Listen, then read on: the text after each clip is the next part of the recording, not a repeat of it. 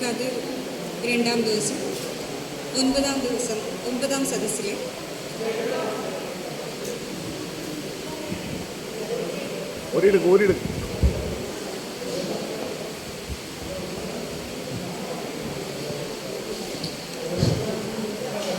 കതിർ സാഹിത്യോത്സവം രണ്ടാം ദിവസം 9ാം സദസ്സിൽ കവിതയിലെ ദേശാടനം എന്ന ഈ സെഷനിൽ നമുക്ക് അതിഥികൾ എത്തിച്ചേർന്നിട്ടുണ്ട്.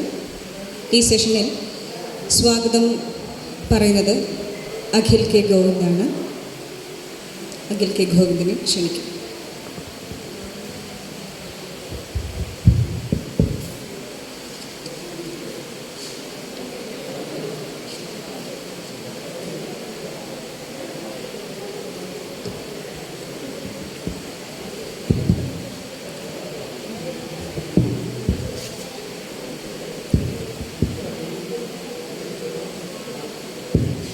പ്രിയമുള്ളവരെ, കതിർ സാഹിത്യ ക്യാമ്പിൻ്റെ രണ്ടാം ദിവസമായ ഇന്ന് നമ്മുടെ 9ാമത്തെ സെഷനാണ് ഇവിടെ ആരംഭിക്കാൻ വേണ്ടി പോകുന്നത്. ഇന്ന് ഈ സെഷൻ കവിതയിലെ ദേശാടനം എന്ന വിഷയത്തിലാണ് നമ്മൾ സെഷൻ കൈകാര്യം ചെയ്യുന്നതിന് വേണ്ടി ഇവിടെ എത്തിച്ചേർന്ന ഷീജ വക്കം, ആദി, ശ്രീജിത്ത് അരിയല്ലൂർ, അതുപോലെ ബക്കർ മേത്തല എന്നിവർ ഇവിടെ എത്തിച്ചേർന്നിട്ടുണ്ട്. ഷീജ വക്കം നമുക്കറിയാവുന്നതുപോലെ കേരളത്തിലെ ഏറ്റവും പ്രധാനപ്പെട്ട കവികളിൽ നമ്മൾ പരിഗണിക്കുന്ന ഒരാൾ കൂടിയാണ്. വളരെ ശ്രദ്ധേയമായ രചനകൾ ഷീജയുടെ തൂലികയിൽ നിന്നും ഉണ്ടായിട്ടുണ്ട്. കിളിമരം പോലെ, അന്തിക്കള്ളും പ്രണയശാപ്പും പോലെയുള്ള രചനകൾ നമുക്ക് അറിയാവുന്നതാണ്. അപ്പോൾ അത്തരം ഒരുപാട് രചനകൾ ഇതിനു മുമ്പും ഷീജയുടെ സെഷൻസിൽ എന്തുകൊണ്ടാണെന്നറിയില്ല, ഇതിന് മുമ്പത്തെ വിത്ത് ക്യാമ്പിൽ ഞാൻ തന്നെയായിരുന്നു ഷീജയ്ക്ക് സ്വാഗതം പറഞ്ഞ ആൾ. അപ്പോൾ വീണ്ടും ഒരു ഇതുപോലെ നോട്ടീസിൽ പക്ഷെ എൻ്റെ പേരല്ല, അത് ആളില്ലാത്തത് കൊണ്ട് വീണ്ടും ഇങ്ങനെ മറ്റേ കാവ്യനീതി എന്നൊക്കെ പറയുന്ന പരിപാടിയാണ്. എന്താണെന്നറിയില്ല, അങ്ങനെ ഒരു പേര് വന്നിട്ടുണ്ട്. എന്തായാലും വലിയ സന്തോഷം ഒരിക്കൽ കൂടി സ്വാഗതം പറയാൻ വേണ്ടി പറ്റുന്നതിൽ. അതുപോലെ അടുത്ത സുഹൃത്തും നമ്മൾ നിരന്തരം സംസാരിക്കുകയൊക്കെ ചെയ്യുന്ന ആദി ഉണ്ട്. അപ്പോൾ ആദി നമുക്കറിയാവുന്നതുപോലെ തന്നെ പുതുകവിതകളിൽ ഗംഭീരമായി തന്നെ വരുന്ന ക്യൂർ വിഷയങ്ങളടക്കമുള്ള ഗംഭീരമായി തന്നെ തൻ്റെ സ്റ്റാൻഡുകൾ പറയുന്ന, കൃത്യമായി വിഷയങ്ങളെ കൈകാര്യം ചെയ്യുന്ന ഒരാളാണ്. അപ്പോൾ ആ നിലയിൽ തൻ്റെ നിലപാടുകൾ വ്യക്തമാക്കി മുന്നേറുന്ന ആദ്യം ഇവിടെയുണ്ട്. കവിതയിലെ ദേശാടനം എന്ന് പറയുമ്പോൾ വ്യത്യസ്തമായ ഇടങ്ങളിലൂടെ സഞ്ചരിച്ച് ജീവിതാവസ്ഥകളെക്കുറിച്ചൊക്കെ സംസാരിക്കുന്ന എഴുത്തുകാരെ തന്നെ, കവികളെ തന്നെ നമുക്ക് കിട്ടിയിട്ടുണ്ട് എന്നുള്ളത് വലിയ കാര്യമാണ്. അതുപോലെ തന്നെ ശ്രീജിത്ത് അരിയല്ലൂരിനെ നമുക്കറിയാം.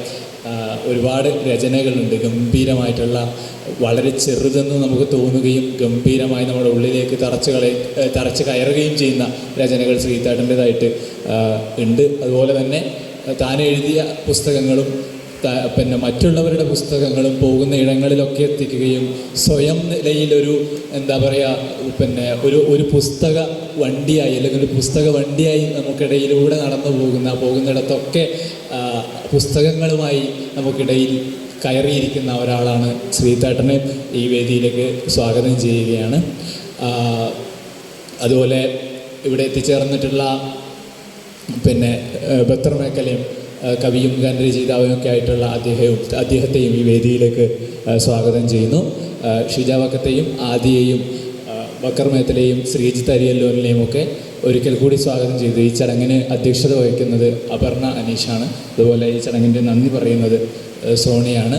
അവരെയും ഈ വേദിയിലേക്ക് സ്വാഗതം ചെയ്തുകൊണ്ട് ഈ ചടങ്ങിൻ്റെ അധ്യക്ഷത വഹിക്കുന്നതിന് വേണ്ടി, ഒപ്പം നിങ്ങളെല്ലാവരെയും ഈ പരിപാടിയിലേക്ക് സ്വാഗതം ചെയ്തുകൊണ്ട് ഈ ചടങ്ങിൻ്റെ അധ്യക്ഷത വഹിക്കുന്നതിന് വേണ്ടി അപർണ അനീഷിനെ ക്ഷണിക്കും.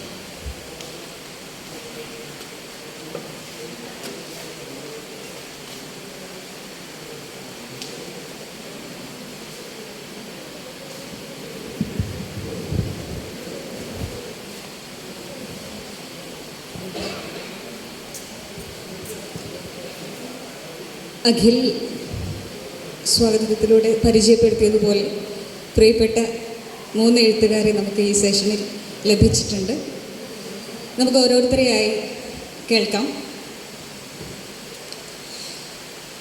അന്തിക്കള്ളും പ്രണയശാപ്പും ഉരുക്കുപോകലാം കണ്ണി, കാപ്പിരിക്കുട്ടി തുടങ്ങിയ മനോഹരമായ കവിതകളിലൂടെ താളവും കാവ്യാത്മകതയും സംഗമിപ്പിച്ച് ആസ്വാദക ഹൃദയത്തിലേക്ക് വേരാഴ്ത്തിയ പുതുതലമുറയുടെ കവി, ശിഖണ്ഡിനി പോലെ പെൺമയുടെ കരുത്ത് അടയാളപ്പെടുത്തിയ കാവ്യത്തിൻ്റെ രചയിതാവ്.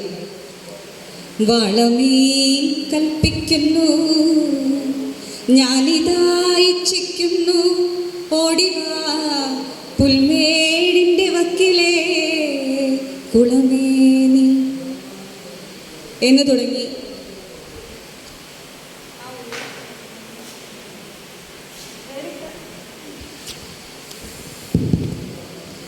വേറിട്ട കവിതയിലൂടെ റഷ്യൻ നാടോടി കഥകളുടെ മനോഹാരിതയും ഇപ്പോൾ സമകാലികമായി നമ്മളും അനുഭവിച്ചുകൊണ്ടിരിക്കുന്ന അന്നുമിന്നും റഷ്യയിലുള്ള റഷ്യ ഉക്രൈൻ യുദ്ധത്തിനെ കൂടി പരാമർശിച്ചുകൊണ്ട് എഴുതിയ കവിതയുടെ മനോഹരമായ ക്രാഫ്റ്റിനെ കുറിച്ച് സൂചിപ്പിക്കാതെ പോകാൻ കഴിയില്ല.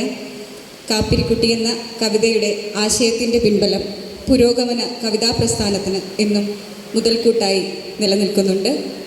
നമുക്ക് പ്രിയപ്പെട്ട ഷീജവർക്കും മാമിനെ ക്ഷണിക്കാം.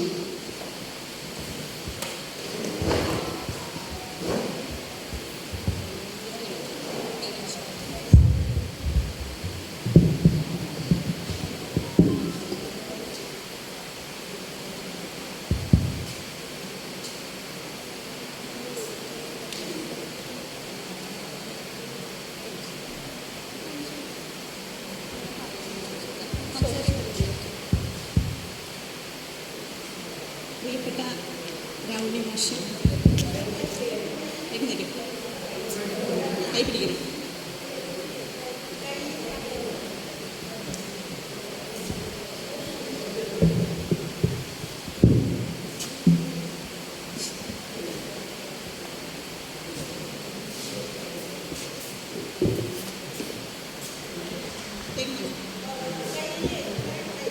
കൈ പിടിക്കണം, കൈ പിടിക്കണം.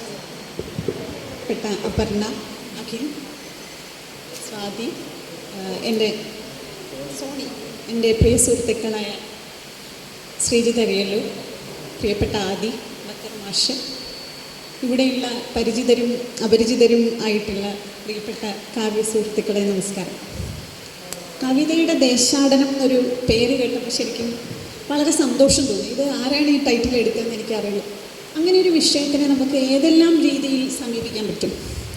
കവിതയുടെ ദേശാടനം, ഒരുപക്ഷെ ആദിമ കവിതയുടെ സഞ്ചാര വഴികളെപ്പറ്റി, എങ്ങനെയാണ് കവിത ദേശാടനം ചെയ്തു വന്നതെന്നതിനെ പറ്റി, ഒരു കവിയുടെ തന്നെ സ്വന്തം കവിതകളിലേക്കുള്ള അല്ലെങ്കിൽ അയാളുടെ ഒരു കാവ്യ അയനത്തെ പറ്റി ആകാം, ഒരു കവി മറ്റ് കവികളിലേക്ക് സഞ്ചരിച്ചതിനെ പറ്റിയാകാം. നമ്മളിലെല്ലാം ഒരു കവിയല്ല, പല കവികളുണ്ട് എന്നാണ് ഞാൻ വിശ്വസിക്കുന്നത്. അങ്ങനെ പലതരത്തിൽ ഈ വിഷയത്തെ വായിക്കാം എന്ന് എനിക്ക് തോന്നുന്നു. എനിക്ക് ഇതിൽ പറയാനുള്ള കുറച്ച് കാര്യങ്ങൾ ഞാൻ പറയാം. കവിതയുടെ ആദ്യത്തെ സ്ഫുരണം അല്ലെങ്കിൽ ആദ്യത്തെ കവിത എങ്ങനെയാണ് ഉണ്ടായത് എന്നുള്ളതിനെ പറ്റി ചിന്തിക്കുമ്പോൾ ഭയങ്കര അത്ഭുതം തോന്നും. പരിണാമത്തിൻ്റെ ഏതെല്ലാമോ ദിശകളിൽ അണുവിൽ നിന്ന് ഒരു നിയാണ്ടർത്താൽ വരേക്ക് എത്തി ഭാഷയൊക്കെ പരിണമിച്ച് വന്ന സമയത്ത് എങ്ങനെയായിരിക്കും ആദ്യത്തെ ഒരു കവിതയുടെ തോന്നൽ ഒരു മനുഷ്യജീവിയിൽ വർഗത്തിൽ ഉണ്ടായിട്ടുണ്ടാവുക എന്ന്. പഴയൊരു ഇംഗ്ലീഷ് സിനിമയിൽ ഒരു സോഴ്സറസിൻ്റെ ഒരു കഥയുണ്ട്. ഞാൻ അതിൻ്റെ പേര് ഓർക്കുന്നില്ല സിനിമയുടെ. സോഴ്സറസ് എന്ന് പറഞ്ഞാൽ മന്ത്രവാദിനിയാണ്. ഈ മന്ത്രവാദിനിക്ക് ചില വിഷൻസ് ഉണ്ടാവും, ചില തോന്നലുകൾ, അതിൽ ചിലത് സത്യമായി വരും, പ്രവചനം പോലെ. അപ്പോൾ അതെങ്ങനെയാണ് അങ്ങനെ ഒരു തോന്നലുണ്ടാവുന്നത്, എന്താണ് അതിൻ്റെ പിന്നിലുള്ള കാര്യം എന്ന് ചോദിക്കുമ്പോൾ അവർ പറയുന്നത്, എങ്ങനെയാണ് ഈ വിഷൻ കിട്ടുന്നതെന്ന് പറയുന്നത് it's like shimmers in A pond എന്നാണ് പറയുന്നത്. Shimmers in A pond. നമ്മളൊരു തടാകത്തിൻ്റെയോ അല്ലെങ്കിൽ ജലപ്രതലത്തിൽ വെളിച്ചം വന്ന് വീഴുമ്പോൾ ഒരു ചെറിയ മിനുക്കം പോലെ തോന്നും, അതാണ് ഷിമ്മർ. അത് ചിലപ്പം അങ്ങനെ തന്നെ മങ്ങിപ്പോവുകയും ചെയ്യും. അപ്പോൾ അവർ പറഞ്ഞത് ഇത് പേഴ്സിസ്റ്റ് ചെയ്ത് കുറേ കാലം നിലനിന്നിട്ട് എന്തെങ്കിലുമായിട്ട് രൂപപ്പെട്ട് എനിക്ക് ചില കാഴ്ചകൾ കാണാൻ പറ്റും, ഇല്ലെങ്കിൽ അത് അങ്ങനെ തന്നെ അവസാനിച്ചു പോകും. അങ്ങനെയാണ് എൻ്റെ പ്രവചനങ്ങളുടെ പിന്നാമ്പുറം എന്ന് പറയുന്നുണ്ട്. ഇതുപോലെ ചില പ്രതിഫലനങ്ങളായിട്ട് എന്തെങ്കിലും കാഴ്ചകളെ പറ്റിയുള്ള അല്ലെങ്കിൽ എന്തെങ്കിലും അനുഭവങ്ങളെയൊക്കെ പറ്റിയുള്ള ചില ചെറിയ മിനുക്കങ്ങളായിട്ടായിരിക്കാം ഒരു പക്ഷേ ആദ്യത്തെ കവിതയുടെ ബഹിസ്ഫുരണങ്ങൾ ഉണ്ടായിട്ടുണ്ടാവുക. അത് കഴിഞ്ഞ് അനേക കാലം ഇങ്ങനെ കാട്ടുജീവിതത്തിലൂടെ സഞ്ചരിച്ച് ഭാഷ നമ്മുടെ മനസ്സിലുള്ള ആനന്ദത്തെ, നമ്മുടെ മനസ്സിലുള്ള വിഷാദങ്ങളെ, ജീവിതത്തെ പറ്റിയുള്ള നാനാവിധ ആകുലതകളെ, ഭയങ്ങളെ, ആശ്ചര്യങ്ങളെ ഒക്കെ പ്രകടിപ്പിക്കാൻ വേണ്ടി അതെല്ലാം ശേഷം ഭാഷ രൂപീകൃതം ആയി വന്നു. നമ്മളറിയാത്ത എത്ര കാനന കാവ്യങ്ങൾ രചിക്കപ്പെടാതെ മനുഷ്യരുടെ മനസ്സിൽ തുടങ്ങി എങ്ങും സംക്രമിപ്പിക്കപ്പെടാതെ തന്നെ അവസാനിച്ച് പോയിട്ടുണ്ടായിരിക്കണം കവിതയുടെ ദേശാടന വഴികളിൽ പലയിടത്തും. അതെല്ലാം കഴിഞ്ഞ് ലിഖിതമായി നമുക്ക് ഇന്ന് കിട്ടുന്ന സാഹിത്യം എന്ന് പറയുന്നത് നമ്മൾ ആദികാവ്യം എന്നൊക്കെ പറയും. അത് രേഖപ്പെടുത്തപ്പെട്ട ആദികാവ്യം എന്ന് മാത്രമേ നമുക്ക് പറയാൻ പറ്റൂ. അതിനു മുന്നേ എത്രയോ രചനകൾ ഒരുപക്ഷെ ഉണ്ടായിരുന്നിരിക്കാം. ആദികാവ്യം, ഇതിഹാസം മുതലായവയൊക്കെ എത്തുമ്പോൾ സംസ്കൃതത്തിൽ രചിക്കപ്പെട്ട കാവ്യങ്ങളാണല്ലേ. താടകാവനത്തെ പറ്റി വാൽമീകി രാമായണത്തിൽ പറയുന്നത് അഹോ വനമിതം ദുർഗം, ഇത്രയും ദുർഗമമായിട്ടൊരു കാടാണ് ഈ താടക വസിക്കുന്നത്. ചില്ലികാഗണ സംയുതം, ചീവീടുകളുടെയൊക്കെ ശബ്ദം കൊണ്ട് മുഖരിതമായിട്ടുള്ള ഒരു ഭീകര കാടാണ്. ഭൈരവേ ശ്വാപതൈ കീർണം ശകുന്തൈർ ദാരുണൈരിവ, ശകുന്തം എന്ന് പറഞ്ഞാൽ പക്ഷികളാണ്. ഭയങ്കരമായ ദാരുണമായ ഒച്ചയുണ്ടാക്കുന്ന ശകുന്ത പക്ഷികളെല്ലാം കലർന്ന ഒരു അതിഭീകരമായ വനം ആയിട്ടാണ് താടകാവനത്തെ ആര് വിവരിക്കുന്നത്? വാൽമീകി വിവരിക്കും. അത് വിശ്വാമിത്രൻ്റെ വായിലൂടെ പുറത്തു വരുന്ന താടകാവനത്തിൻ്റെ ഭാഷ്യം ആണ്. താടകാവനം എന്ന് പറഞ്ഞാൽ താടക അധിവസിക്കുന്ന വനം എന്ന് മാത്രമേ അർത്ഥമുള്ളൂ. താടകയുടെ ഭാഷ്യം എന്തായിരുന്നതാണ്? ഒരു വൈദിക സംസ്കൃതത്തിൽ എഴുതപ്പെട്ട ഇതിഹാസ കാവ്യം ആണ് നമ്മളിപ്പോൾ ഈ കേട്ടത്. അവിടെ അവർ കണ്ട, മഹർഷി കണ്ട കാടാണിത്. കാട്ടിൽ ജീവിച്ച മനുഷ്യർ കണ്ട കാട് എങ്ങനെയായിരിക്കും ആവിഷ്കരിക്കപ്പെട്ടിട്ടുണ്ടാവുക? അതിന് ലിഖിത രൂപം ഉണ്ടായിരിക്കില്ല, പക്ഷേ കവിത അതിലൂടെയും സഞ്ചരിക്കാതിരിക്കില്ലല്ലോ. അവിടെയും ആവിഷ്കാരത്വരെയുള്ള മനുഷ്യരുണ്ടാകാതിരിക്കില്ലല്ലോ. പക്ഷെ അടയാളപ്പെടുത്തപ്പെട്ട ചരിത്രം, ആദികാവ്യം എന്ന് പറയുന്നത് സംസ്കൃതത്തിലാണ്. രാമനോടൊപ്പം കാട്ടിൽ പോകണമെന്ന് പറയുമ്പോൾ സീതയുടെ രാമൻ പറയും, എങ്ങനെ നിന്നെ ഞാൻ കൊണ്ടുപോകുന്നത് തിങ്ങി മരങ്ങൾ നിറഞ്ഞ വനങ്ങളിൽ എന്നാണ്. ഇങ്ങനെ തിങ്ങി വനങ്ങളായിട്ടുള്ള ഇത്രയും ഘോരങ്ങളായിട്ടുള്ള ജീവികളൊക്കെ ഉള്ള ഒരു കാട്ടിലേക്ക് നിന്നെ ഞാൻ എങ്ങനെ കൊണ്ടുപോകും? അവിടെ ഘോര വ്യാള ഭല്ലൂകങ്ങളൊക്കെ ഉണ്ടെന്ന് പറഞ്ഞ് പേടിയൊക്കെയാണ് അല്ലേ. കാട്ടിൽ താമസിച്ച സ്ത്രീകൾ ഉണ്ടായിരുന്നില്ലേ? താടക ഒരു വനിതയായി. കാട്ടിലൂടെ സഞ്ചരിച്ച സ്ത്രീകൾ ഉണ്ടായിരുന്നില്ലേ? അവർക്ക് കാടിനെ പറ്റി ആവിഷ്കാരങ്ങൾ ഉണ്ടായിരുന്നിരിക്കില്ലേ? ആ ലിഖിതങ്ങളും നമ്മുടെ എഴുതപ്പെടാത്ത അതെല്ലാം കൂടി ചേർന്നതാണ് നമ്മുടെ കവിതയുടെ ദേശാടന വഴി എന്ന് എനിക്ക് തോന്നുന്നു. അന്തഃപുരങ്ങളിൽ കാവൽ നിന്നിരുന്ന ഭിന്ന ലൈംഗികതയുണ്ടായിരുന്നു. അവരുടെ ഒച്ചകൾ നമ്മുടെ അടുത്ത കാലം വരെ നമ്മുടെ സാഹിത്യം, കവിതയുടെ ദേശാടനം എവിടെയും രേഖപ്പെടുത്തിയിട്ടില്ല. ഇപ്പോഴും കാടുകളിലേക്കുള്ള കവികളുടെ ഏകാന്ത യാത്രകൾ, അതിനുശേഷം എത്ര കാനന കാവ്യങ്ങളുണ്ടായി. നമ്മളിപ്പോൾ അടുത്ത കാലം വരെ കാട് വിട്ടൊരു ദേശാടനം നമ്മുടെ കവിതയ്ക്കുണ്ടോ? കാടെന്ന് കണ്ണു കത്തുന്ന കരടികൾ എന്ന് വിനയേന്ദ്രൻ മാഷ്. കതിരുതിരുമ്പോൾ കാമ്യശരീരികൾ, കാമത കാനന ദേവതകൾ, കലയുടെ കമ്പികൾ മീട്ടും മട്ടിൽ, കളകളമിളകി കാടുകളിൽ എന്ന് കാടിൻ്റെ മനോഹാരിതയെപ്പറ്റി ചങ്ങമ്പുഴ. കാടിനെ പറ്റി എഴുതിയിട്ടില്ലാത്ത ഒരു കവിയും, അല്ലെങ്കിൽ ആ ഒരു വാക്ക് ഒരിക്കലെങ്കിലും കവിതയിൽ ഉപയോഗിച്ചിട്ടില്ലാത്ത എത്ര കവികളുണ്ടെന്ന് എനിക്ക് അത്ഭുതമുണ്ട്. എവിടെയെങ്കിലുമൊക്കെ വന്നിട്ടുണ്ടാവും. അത്രത്തോളം നമ്മൾ കാടുമായിട്ട് ബന്ധപ്പെട്ടവരാണ്, കാട്ടിൽ നിന്ന് ഉരുത്തിരിഞ്ഞ് വന്നവരാണല്ലോ. കവിത പിന്നെയും സഞ്ചരിച്ചപ്പോൾ ഇതിഹാസങ്ങളിൽ തന്നെ മനുഷ്യൻ വെട്ടി മരിച്ചു വീണ കുരുക്ഷേത്ര ഭൂമിയിലെ സെമന്ത പഞ്ചകങ്ങളിലെ ചോരക്കളങ്ങളിൽ മുങ്ങി കവിത അതിൻ്റെ ദേശാടനം തുടർന്നിട്ടുണ്ട്. രേവാനദി കടന്ന് യക്ഷൻ്റെ സന്ദേശവുമായി കവിത വീണ്ടും കാളിദാസനിലൂടെ പ്രവർത്തിച്ചിട്ടുണ്ട്. കാലം കൊണ്ട് പണ്ടുത്തര ഹിന്ദുസ്ഥാനത്തിൽ പൻപുകൾ കൊണ്ട ശ്രാവസ്തിയിൽ അല്ലേ ചണ്ടാല ഭിക്ഷുകി ആയിട്ട് കവിത പ്രത്യക്ഷപ്പെട്ടിട്ടുണ്ട്. അവിടെ നമ്മൾ ഏറ്റവും ഉയർന്ന ഒരു ശബ്ദം, ഒരു ചോദ്യം കേട്ടു. കല്ലിൻ ചുവട്ടിൽ മുളയ്ക്കും വെറും പുല്ലല്ല സാധു പുലയൻ, അജാതി രക്തത്തിലുണ്ടോ അസ്ഥി മജ്ജ ഇതികളിലുണ്ടോ എന്നുള്ള ആശാന്റെ ഉയർന്ന ചോദ്യം. അത്രയും ജാതി മതങ്ങളാൽ അന്ധമായിരുന്ന ഒരു സമൂഹത്തിൽ നിന്ന് ധൈര്യപൂർവ്വമുള്ള ഒരു കവിയുടെ ശബ്ദം, കവിതയുടെ ദേശാടന വഴികളിൽ മറ്റനേകം ശബ്ദങ്ങളെ പോലെ. ഞാൻ അതിനെ തിരസ്കരിച്ചുകൊണ്ട് പറയല്ല, എനിക്ക് പ്രിയപ്പെട്ട കവിതകൾ മാത്രം ഉദാഹരിക്കുന്നതേ ഉള്ളൂ. മേരി മാഗ്ദലിൻ ശബ്ദത്ത് കഴിയും വരെ കാത്തിരുന്ന അരിമത്തിയിലെ കല്ലറയിലൂടെ നമ്മുടെ കവിത ദേശാടനം നടത്തിയിട്ടുണ്ട്. ഇങ്ങനെ കല്ലിലും മരത്തിലും ഓലയിലും ഗുഹാമുഖങ്ങളിലും കടലാസിലും അത് കഴിഞ്ഞപ്പോൾ മൊബൈലിലും ഒക്കെയായി കവിത അതിൻ്റെ ദേശാടനം തുടർന്നുകൊണ്ടേയിരിക്കുക. തുടർച്ച എന്ന് പറയുന്നത് ശരിക്കും മനുഷ്യന് മാത്രമുള്ളൊരു പ്രത്യേകതയാണെന്നാണ് എനിക്ക് തോന്നുന്നത്. ഒരു സിംഹം അല്ലെങ്കിൽ ഒരു പൂച്ച ജനിച്ചാൽ അത് ജനിക്കുന്നു, അതിൻ്റേതായിട്ടുള്ള ഒരു ജീവിത സൈക്കിൾ കംപ്ലീറ്റ് ചെയ്യുന്നു, മരിച്ചു പോകുന്നു, വീണ്ടും മറ്റൊരു സിംഹം ജനിക്കുന്നു. ഇതിങ്ങനെ തുടരുകയും അവസാനിക്കുകയും ചെയ്യാതെ മനുഷ്യൻ അവസാനിക്കുന്നില്ല. കാരണം ഒരാൾ നേടിയെടുത്ത അറിവിൻ്റെ തുടർച്ചയാണ് അടുത്തയാളെന്ന് പറയുന്നത്. ഇതൊരു ബാറ്റൺ കൈമാറുന്നത് പോലെ ഒരാൾ വൈദ്യുതി കണ്ടുപിടിച്ചാൽ അടുത്ത ആളെ കണ്ടുപിടിച്ചെടുത്ത് അതിനെ പിന്നെ എങ്ങനെ ഉപയോഗിക്കാം എന്നുള്ള തലത്തിലേക്ക് പോകണം. അല്ലാതെ ഈ നൂറ്റാണ്ടിൽ ഇരുന്നുകൊണ്ട് വൈദ്യുതി കണ്ടുപിടിക്കാൻ വീണ്ടും ഒരാൾ ആരംഭിക്കുന്നില്ല. ഒരാളുടെ തുടർച്ചയായിട്ട് മറ്റൊരാൾ എന്നുള്ള രീതിയിൽ മനുഷ്യജീവിതം മുന്നോട്ട് പോകുന്നത് കൊണ്ടാണ് വൈലോപ്പിള്ളിയുടെ വാക്കുകൾ ഏറ്റവും ഒരു കാലത്തെയും അതിലംഘിച്ച് പോവാത്തത്, കാലം അതിനെ അതിലംഘിക്കാത്തത്. ആ വിജിഗീഷുവാം മൃത്യുവിനാമോ ജീവിതത്തിന് കൊടിപ്പടം താഴ്ത്തുവാൻ, മനുഷ്യ ജീവിതത്തിൻ്റെ കൊടിപ്പടം താഴ്ത്തുവാൻ എന്ന് വേണമെങ്കിൽ പറയാം. കാരണം വെച്ചാൽ അത്രയും നമ്മൾ ഭാഷയിലൂടെ നമുക്ക് കമ്മ്യൂണിക്കേറ്റ് ചെയ്യാനുള്ള കഴിവിലൂടെ മുന്നോട്ട് സഞ്ചരിക്കുകയാണ് എന്ന് പറയാം. ഇനി നമ്മൾ ഒരു കവിത എഴുതുമ്പോൾ നമ്മൾ എങ്ങോട്ടൊക്കെ ദേശാടനം ചെയ്യും? ഒരു കവിത ഇപ്പോൾ എഴുതാൻ ആരംഭിക്കുന്നു, അല്ലെങ്കിൽ ഒരു കവിത ഇന്ന് എഴുതി. ആ കവിത ശരിക്കും ഇന്ന് എഴുതപ്പെട്ട കവിതയാണോ? അതൊരു ഇൻസ്റ്റൻറ്റ് കവിതയാണോ? അല്ല. ഓരോ കവിതയും നമ്മുടെ ഭൂതകാലത്തിലേക്കോ ഭാവിയിലേക്കോ ഒക്കെയുള്ള ദേശാടനങ്ങളാണ്. നമ്മുടെ ഭാവനയിലൂടെ നമ്മൾ നടത്തുന്ന സഞ്ചാരങ്ങളാണ്. അതിൽ നമ്മുടെ സംഭാവനയുണ്ട്, നമ്മളറിയാത്ത മറ്റു പല ഘടകങ്ങളുടെയും സംഭാവനയുണ്ട്. അത് ഇന്ന് സംഭവിച്ചതല്ല. നമ്മളിപ്പോൾ ഒരു ഉദാഹരണത്തിന്, ഞാനിപ്പോൾ നേരത്തെ പറഞ്ഞൊരു കവിത അന്തിക്കള്ളും പ്രണേഷാപ്പും എഴുതി. തേരി കയറി ഇറങ്ങി വന്ന് എന്ന് ഞാൻ പറയുന്നു. ഈ തേരി ഞാൻ കയറി ഇറങ്ങിയത് എൻ്റെ 4ാമത്തെ വയസ്സിലാണ്. പായലിൻ്റെ കിളിന്തുമേനി തോട്ടിൽ നിന്നെടുത്ത് ഞാൻ എൻ്റെ കയ്യിൽ അനുഭവിച്ചിട്ടുണ്ട്. അത് അനുഭവിച്ചത് എൻ്റെ 4 വയസ്സിലാണ്. ഞാൻ ആ കവിത എഴുതിയത് ഒത്തിരി കാലം കഴിഞ്ഞാണ്. അപ്പോൾ ആ കവിത എവിടെ ആരംഭിച്ചതാണ്? ഇൻസ്റ്റൻ്റായിട്ട് ആരംഭിച്ച കവിതയല്ല. അതിനകത്തുള്ള ബിംബങ്ങളെല്ലാം എൻ്റെ തന്നെ ഗ്രാമീണ ജീവിതത്തിൽ നിന്ന് ഞാൻ ഉൾക്കൊണ്ടതാണ്.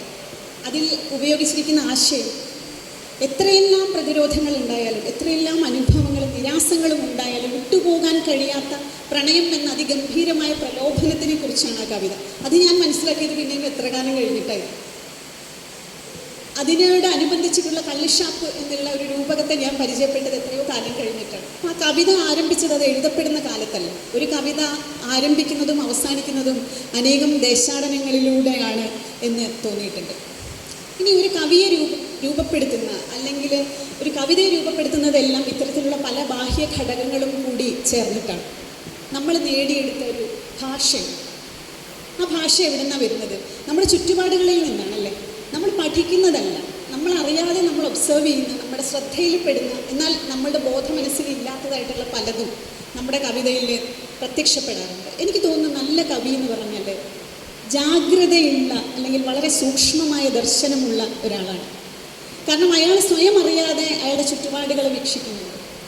ഒരു പൂവ് വിരിയുന്നത് പറയാറില്ല, കവിതയെ പറ്റി പറയുമ്പോൾ ഒരു റോസാദളം നിലത്തിട്ട് അത് നിലത്ത് വീഴുന്ന ശബ്ദത്തിന് കാതോർക്കുന്ന മനോഹാരിതയാണ് കവിത.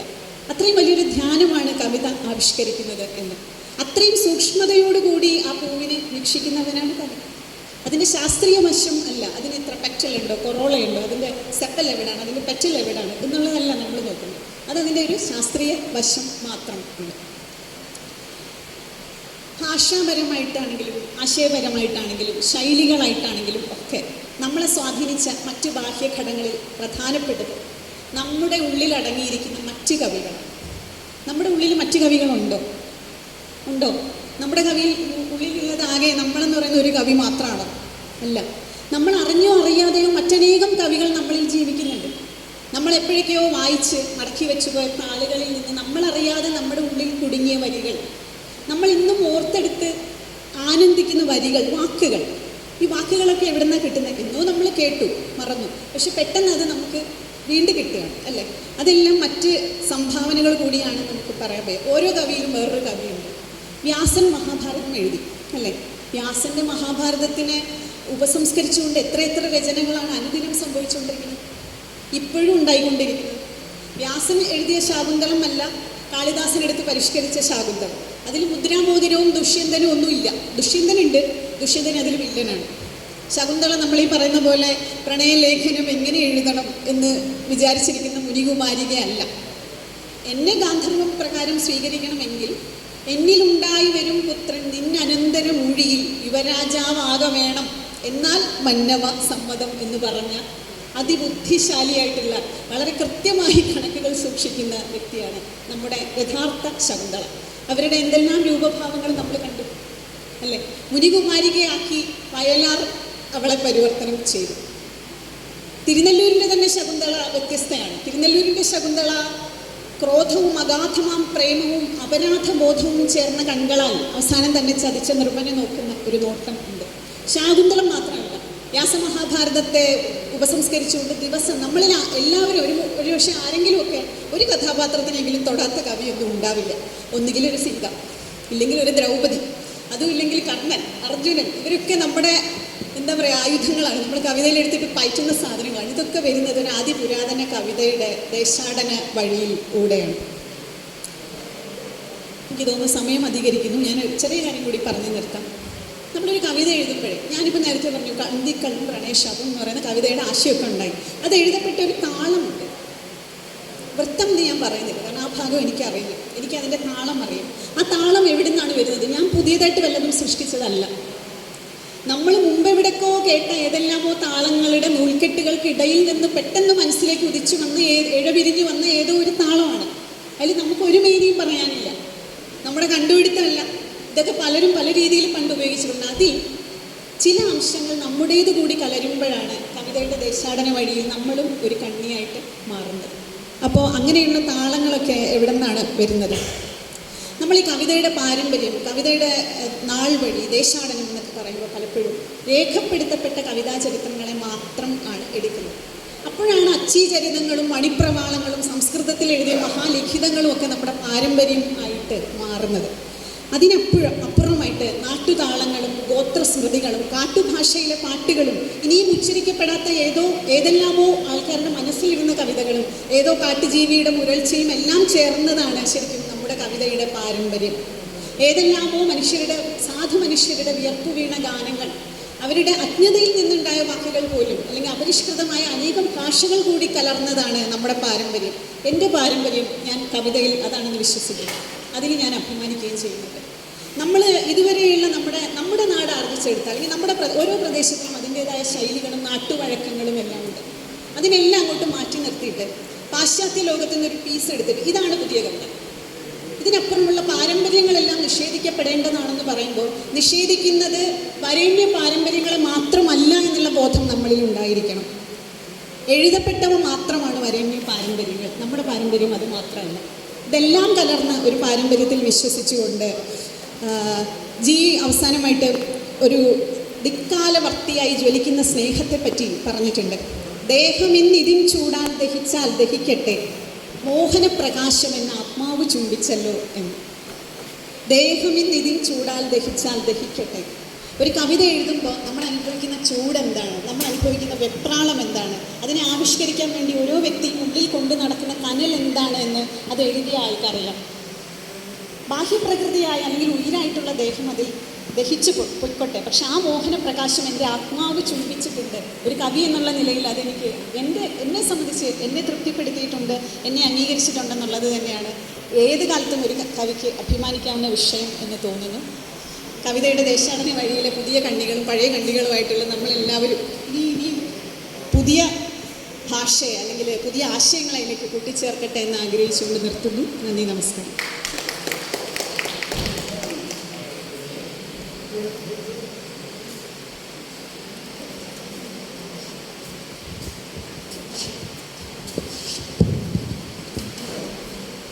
നന്ദി മാം.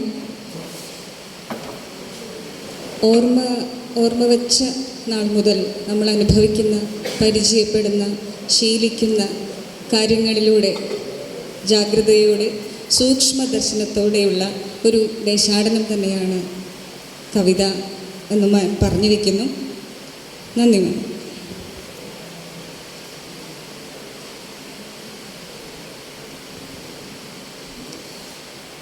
ഒരു പതാകയുണ്ട്, കണ്ണീരിനാൽ വെളുപ്പിച്ചത്, ചോരയാൽ അടയാളം വച്ചത്, മരിച്ചാലും പിടിവിടാത്തത്.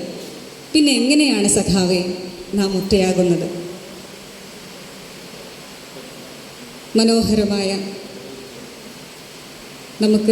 നമ്മളെ ചേർത്ത് പിടിക്കുവാൻ ആരൊക്കെയോ ഉണ്ടെന്ന തോന്നലുകൾ ജനിപ്പിക്കുന്ന ഈ വരികൾ എഴുതിയ ശ്രീജിത്ത് മാഷയാണ് ഞാൻ അടുത്തതായി ക്ഷണിക്കുന്നത്. കവിതകളിൽ രാഷ്ട്രീയവും സാമൂഹികവുമായ മാറ്റങ്ങൾ ഉയർത്തിപ്പിടിക്കുന്ന കവി, സാധാരണക്കാരൻ്റെ നേരിനെ പഴഞ്ചൊല്ലുകൾ എന്ന പോലെ കവിതയിലൂടെ സാധാരണീകരിച്ച കുറും കവിതകളാണ് ശ്രീജിത്ത് അരിയല്ലൂരിൻ്റേത്. ഇടവപ്പാതി എന്ന പേരിൽ ഒരു ജനകീയ ലിറ്ററേച്ചർ ഫെസ്റ്റിവൽ നടക്കാൻ പോവുകയാണ് മാഷിൻ്റെ നേതൃത്വത്തിൽ മെയ് 24-25 തീയതികളിൽ. കവിതയിൽ നിരന്തരം ഇടപെടലുകൾ നടത്തിക്കൊണ്ടിരിക്കുന്ന മാഷിനെ നമുക്ക് കേൾക്കാം.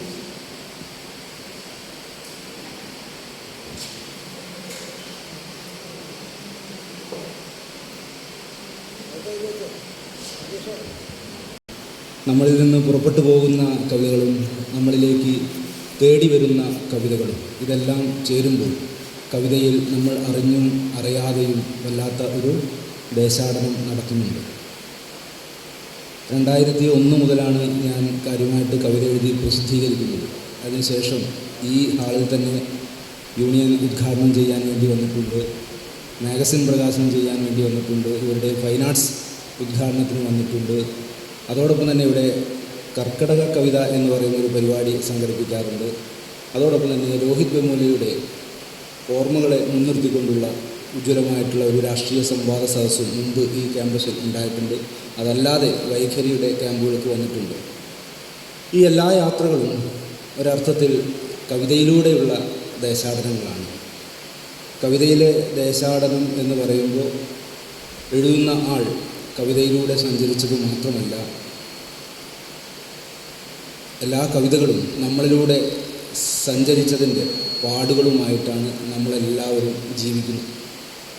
കവിത ബാധിച്ചാൽ ഒരു മനുഷ്യന് അത് എത്രമാത്രം അസ്വസ്ഥത ഉണ്ടാക്കും, ആശ്വാസമുണ്ടാക്കും, പ്രതീക്ഷയുണ്ടാക്കും എന്നൊക്കെ കവിതയുടെ ഈ തീ ഏറ്റി നടക്കുന്ന നമ്മളെല്ലാവരും ഒരുമിച്ച് അനുഭവിച്ചു കൊണ്ടിരിക്കുകയാണ്.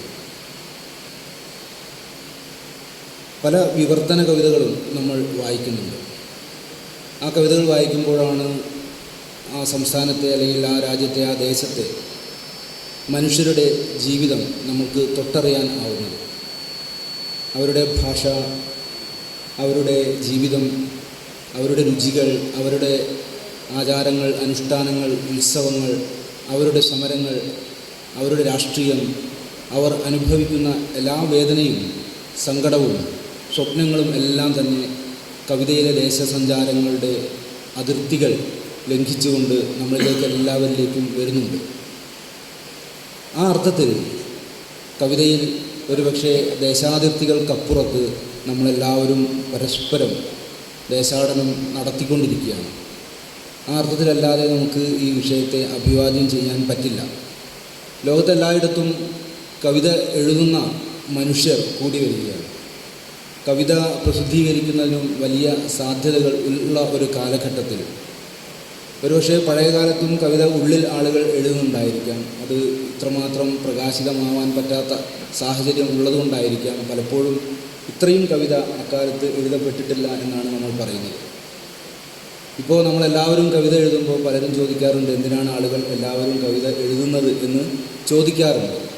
അത്തരത്തിലുള്ള എല്ലാ അസഹിഷ്ണുതകളെയും മറികടന്നുകൊണ്ടാണ് ലോകം മുഴുവനുമുള്ള കവിതകൾ നമ്മളിലേക്ക് എത്തുന്നത്. നമ്മൾ ഇന്ന് രാവിലെ മലയാളത്തിൽ ഒരു കവിത എഴുതി പോസ്റ്റ് ചെയ്താൽ ഉച്ചയാകുമ്പോഴേക്കും അതിന് ഇംഗ്ലീഷിൽ, ഹിന്ദിയിൽ, അറബിയിൽ, മറ്റ് ഭാഷകൾ അറിയാവുന്ന ആളുകളെല്ലാം തന്നെ നമ്മുടെ മലയാള കവിതയെ ലോകത്തിൻ്റെ പല ഇടങ്ങളിൽ നവമാധ്യമങ്ങളിലൂടെ പ്രദർശിപ്പിക്കുകയാണ്.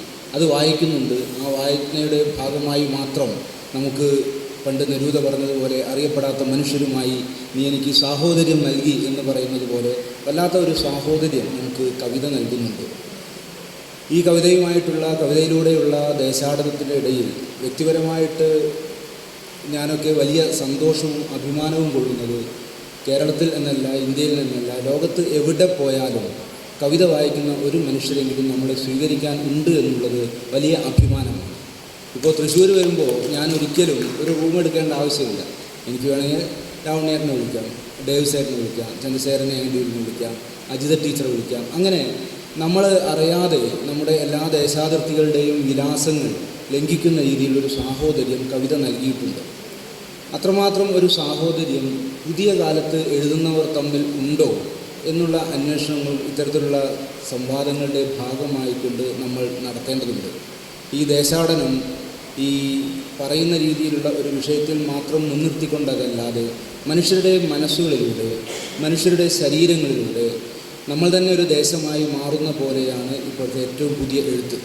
ദേശം എന്ന് പറയുന്ന ഒരു പിഒയ്ക്കപ്പുറത്ത് ഒരു മനുഷ്യൻ തന്നെ ഒരു പ്രത്യേക ദേശമായി മാറുകയും അവൻ്റെ കയ്യിലുള്ള ഒരു മൊബൈലിലൂടെ എല്ലാ ദേശങ്ങളും അവനിലേക്ക് വരികയും അതിൻ്റെ ഭാഗമായി അവന് തുടരും എന്ന രീതിയിലുള്ള ഒരു അവസ്ഥ ഉണ്ടാവുകയും ചെയ്യുന്നുണ്ട്.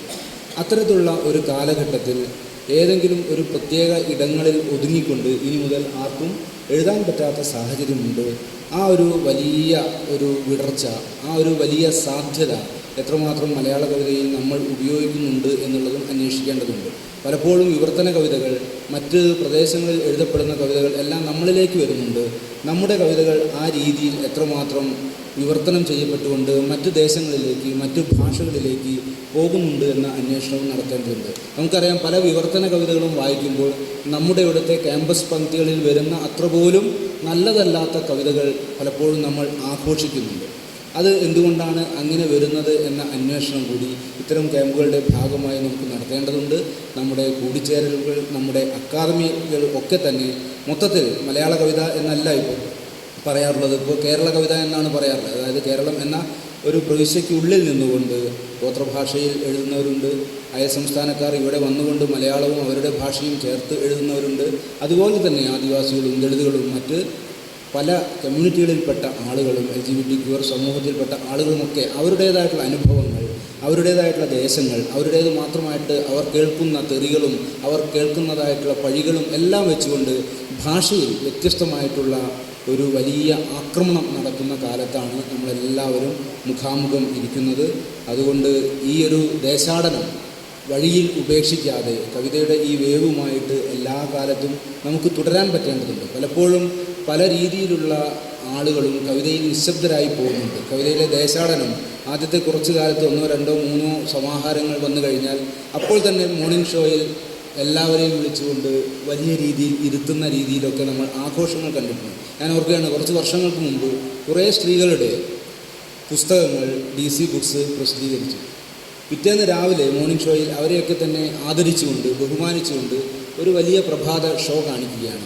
അതൊരു വെറും ഷോ മാത്രമായി ഒതുങ്ങിപ്പോകുന്ന രീതിയിൽ ഇവർ പിന്നീട് എവിടേക്കാണ് പോകുന്നത്, എന്താണ് സത്യത്തിൽ ഇവരുടെ എഴുത്തിന്, ഇവരുടെ ആവിഷ്കാരത്തിന് പറ്റുന്നത് എന്ന അന്വേഷണം കൂടി നമ്മൾ നടത്തേണ്ടതുണ്ട്. പലപ്പോഴും പല രീതിയിലുള്ള കണ്ടെത്തലുകളും അടയാളപ്പെടുത്തലുകളും വെറും പ്രഹസനമായി പോകുന്ന ഒരു കാലഘട്ടത്തിൽ കവിതയിൽ നിതാന്ത ജാഗ്രതയോടുകൂടി വലിയ രീതിയിലുള്ള നൈരന്തര്യത്തോടുകൂടി ഇടപെടുവാൻ കൂടി നമുക്ക് പറ്റേണ്ടതുണ്ട്. അതോടൊപ്പം തന്നെ നമ്മൾ സ്വയം പുതുക്കുകയും നമ്മൾ സ്വയം തിരുത്തുകയും ചെയ്യേണ്ട ചില ദേശാതിർത്തികൾ ഈ ദേശാടനത്തിനിടയിൽ ഉണ്ട് എന്നുകൂടി ഞാൻ കരുതുന്നുണ്ട്. അത് ഞാൻ പറയാൻ കാരണം, നമുക്ക് കവിത വലിയ സ്വാതന്ത്ര്യം നൽകുന്നു. കവിത ആർക്ക് കൊടുത്താലും അവർ ഒന്നുകിൽ ആ കവിതയുടെ രാഷ്ട്രീയത്തെ മുൻനിർത്തിക്കൊണ്ടോ അതല്ലെങ്കിൽ അവരുടെ ലേഔട്ട് ഫിൽ ചെയ്യാനോ എങ്കിലും കവിത എല്ലാവരും ഇപ്പോൾ ഉപയോഗിക്കുന്നുണ്ട്. പണ്ടത്തെ കാലത്തെ പോലെ ഒരു A4-ൽ ഒരു ഭാഗത്ത് മാത്രമേ എഴുതാൻ പാടുള്ളൂ, ബഹുമാനപ്പെട്ട പത്രാധിപർ എന്ന് അഭിസംബോധന ചെയ്യാതെ മടക്കത്തപാലിലേക്കുള്ള സ്റ്റാമ്പ് പോലും ഇട്ടിട്ടല്ലാതെയൊക്കെ കവിത എഴുതാൻ പറ്റാത്ത ഒരു കാലഘട്ടം ഉണ്ടായിരുന്നു. ഇപ്പോൾ നമ്മൾ ഏത് എഡിറ്റർക്കും സുഭാഷ് ചന്ദ്രന് രാവിലെ ഒരു കവിത അയച്ചു കൊടുത്താൽ അദ്ദേഹത്തിന് താല്പര്യമുണ്ടെങ്കിൽ അദ്ദേഹം പിറ്റേന്ന് തന്നെ ആ കവിത പ്രസിദ്ധീകരിക്കുന്നുണ്ട്. പക്ഷേ അവിടെ നമുക്ക് വെച്ച് നീട്ടപ്പെടുന്ന എല്ലാ സ്ഥലങ്ങളിലേക്കും നമ്മൾ പോവാതിരിക്കാൻ കൂടി നമ്മൾ ശ്രദ്ധിക്കേണ്ട ഒരു ജാഗ്രത കൂടി കാണിക്കേണ്ടതുണ്ട് എന്ന് കൂടി പറയുകയാണ്. കാരണം ഈ അതിർത്തികളെല്ലാം ലംഘിക്കപ്പെട്ടുകൊണ്ട് ഏറ്റവും സുതാര്യമായിക്കൊണ്ട് ഏറ്റവും സ്വാതന്ത്ര്യത്തോടുകൂടി കവിതയ്ക്ക് എവിടെ വേണമെങ്കിലും എഴുതപ്പെടാം, കവിത എവിടെ വേണമെങ്കിലും വായിക്കപ്പെടാം എന്ന രീതിയിൽ കവിത ഇങ്ങനെ ഒഴുകിക്കൊണ്ടിരിക്കുന്ന ഒരു കാലഘട്ടത്തിൽ സ്വയം ചില നിയന്ത്രണങ്ങൾ നമ്മൾ വരുത്തേണ്ടതുണ്ട്. എത്ര വലിയ ലേഔട്ടിൽ മുഖചിത്രം അടിച്ചാലും ആദിവാസികൾക്ക്, ദളിതുകൾക്ക്, അതല്ലെങ്കിൽ ക്യൂർ സമൂഹത്തിന് ഇടമില്ലാത്ത സാഹിത്യോത്സവങ്ങൾ നടത്തുന്ന സംഘടനകളുടെ പ്രസിദ്ധീകരണങ്ങളിലേക്ക് ഞങ്ങൾ കവിത തരില്ല എന്ന് പറയുവാനുള്ള ഉത്തരവാദിത്തം കൂടി ദേശാതിർത്തികളെ, കവിതയിലെ ദേശാടനത്തെ സ്വയം നമ്മൾ തന്നെ നിയന്ത്രിച്ചുകൊണ്ട് എഡിറ്റ് ചെയ്തുകൊണ്ട് മുന്നോട്ട് പോകേണ്ടതുണ്ട്.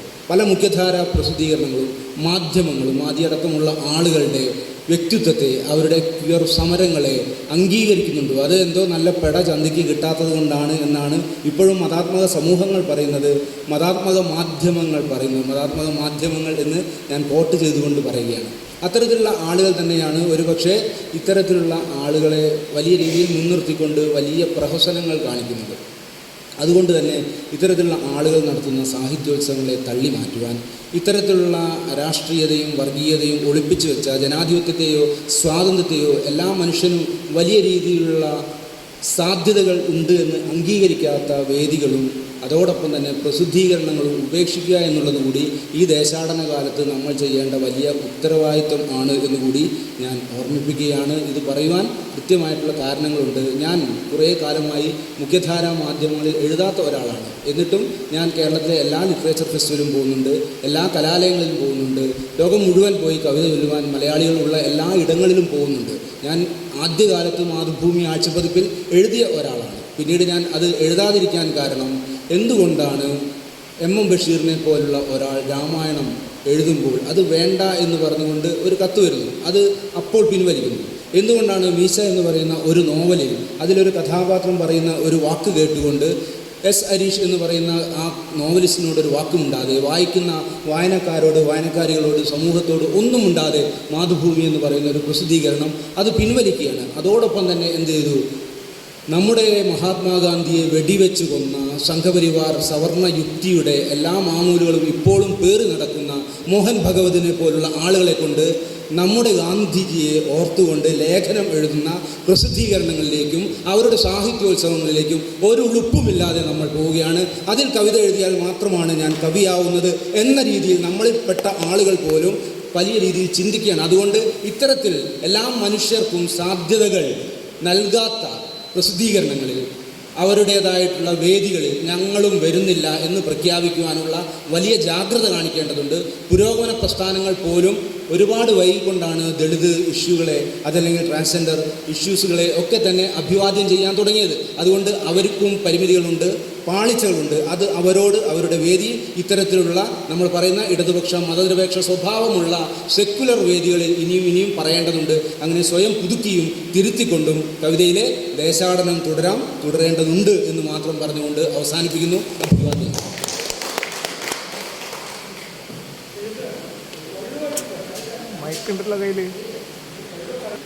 ഞാൻ എന്തായാലും ഈ ദേശാടനവുമായി ബന്ധപ്പെട്ട കവിത വായിക്കാം എന്ന് കരുതുന്നു. ഒരു നീണ്ട കവിത വായിക്കാം, പിന്നെ കുറച്ച് ചെറിയ കവിത പെട്ടെന്ന് വായിക്കാം, ഇവിടെ വന്ന സ്ഥിതി അങ്ങനെ ചെയ്യാം അല്ലേ. മോർണിംഗ് വാക്ക് എന്നൊരു കവിത വായിക്കാം. ഇത് മറ്റൊരു ദേശത്ത് പോകുമ്പോൾ അവിടുത്തെ കാഴ്ചകൾ അനുഭവങ്ങൾ എങ്ങനെയാണ് നമ്മളെ തൊടുന്നത് എന്നതാണ്. ഞാൻ ഇവിടെ ഈ കുടജാദ്രി മല കയറാൻ വേണ്ടി ഇടയ്ക്കിടയ്ക്ക് പോകാറുണ്ട്. അപ്പോൾ അവിടെ തൊട്ടപ്പുറത്ത് മുരുടേശ്വർ എന്ന് പറയുന്ന ഒരു ചെറിയ പട്ടണമുണ്ട്. അവിടെ ഒരു രാവിലെ എഴുന്നേറ്റപ്പോൾ ഉണ്ടായ ഒരു അനുഭവമാണ് മോർണിംഗ് വാക്ക്. മറ്റൊരു നാട്ടിലായിരുന്നു ഉണർന്നത്, മുറിവിട്ട് നടക്കാൻ തോന്നി, സൂര്യനെ തണുക്കാൻ മഞ്ഞിലിട്ട് വെച്ചത് കണ്ടു, വഴികളോടും മനുഷ്യരോടും ഒന്നിനുമല്ലാതെ സ്നേഹം തോന്നി, കുനിഞ്ഞെടുത്ത തൂവൽ പേരറിയാത്ത കിളിയായി മനസ്സിൽ പാറി, തല തോർത്താതെ നിന്ന തൊട്ടാവാടിപ്പൂക്കൾ ഏതൊക്കെയോ നാട്ടിലെ പൈതം മക്കളെ ഓർമ്മിപ്പിച്ചു. ഏതു തെരുവിലും വാലാട്ടി വരുന്ന സ്നേഹത്തിൻ്റെ പേരാണ് നായ. പെട്ടിക്കടയിൽ ചായ ഊതിക്കുടിക്കുമ്പോഴാണ് മനുഷ്യർ ഏറ്റവും സുന്ദരരാവുന്നത്. ചുംബിക്കുവാനല്ലാതെ ചുണ്ടുകൾ കൂർപ്പിക്കുമ്പോൾ ആർക്കാണ് കൈമോശം വന്ന ആരെയോ വെറുതെയെങ്കിലും ഓർക്കാതിരിക്കാനാവുക? ഒരു ബീഡിക്ക് തീ ചോദിക്കുമ്പോൾ പകരുന്ന തീയെ വെള്ളമെന്ന് വിളിക്കാൻ പാപമാവും അത്. ആരോ എണീറ്റു ബാക്കിയായ മരബെഞ്ചിലെ ചൂടിലിരിക്കുമ്പോൾ നമ്മൾ മനുഷ്യരാവുന്നു. മരണത്തിനു മുൻപുള്ള എല്ലാ തണുപ്പുകളെയും അതിജീവിക്കുന്നു. ബാക്കി ചില്ലറ, ഞാനോ നിങ്ങളോ അയാളോ സാരമില്ല, പിന്നെ എടുക്കാമെന്നോ അവിടെ വെച്ചോ എന്നോ പറയുന്ന ആ നിമിഷത്തെ കവിത എന്ന് വിളിക്കുന്നതിന് പകരമാണ് നാം ഇത്രയും നാളും മറ്റെന്തിനെയൊക്കെയോ കവിത എന്ന് വിളിച്ച് നടന്നിരുന്നത്. കവിത എന്ന് വിളിച്ച് നടന്നിരുന്നത്. ഇനി പെട്ടെന്ന് കുറച്ച് കവിതയല്ല. ലാഭം. കവിത എഴുതിയിട്ടും വായിച്ചിട്ടും നിനക്ക് എന്താണ് ലാഭം? ഘടികാരങ്ങളിലുള്ളതിനേക്കാൾ ഒരു നിമിഷം അതെൻ്റെ ജീവിതത്തെ നീട്ടിവെക്കുന്നു. സമാധാനം. ഇപ്പോഴത്തെ സാഹചര്യത്തിൽ വായിക്കാൻ തോന്നുന്നു. തോക്ക് ചൂണ്ടി അവർ ഞങ്ങളോട് സമാധാനത്തെക്കുറിച്ച് പറഞ്ഞു. വേണ്ടി വന്നാൽ കാഞ്ചി പിൻവലിക്കാൻ വരെ തയ്യാറാണ്. സാരി നീ ഉടുത്തപ്പോൾ ഭംഗി തോന്നി, എങ്കിലും പേടിയാണ്. ഒരു നെയ്ത്തുകാരനും കാണാനാവാത്ത ഒരാത്മഹത്യയുടെ കസവ് അതിൽ ഒളിഞ്ഞിരിക്കുന്നു. ചിരവ എന്ന കവിത. മോങ്ങാനിരിക്കുമ്പോൾ തലയിൽ തേങ്ങ വീണു ചത്ത ഏതു നായയുടെ ഫോസിലാണ് ചിരവ?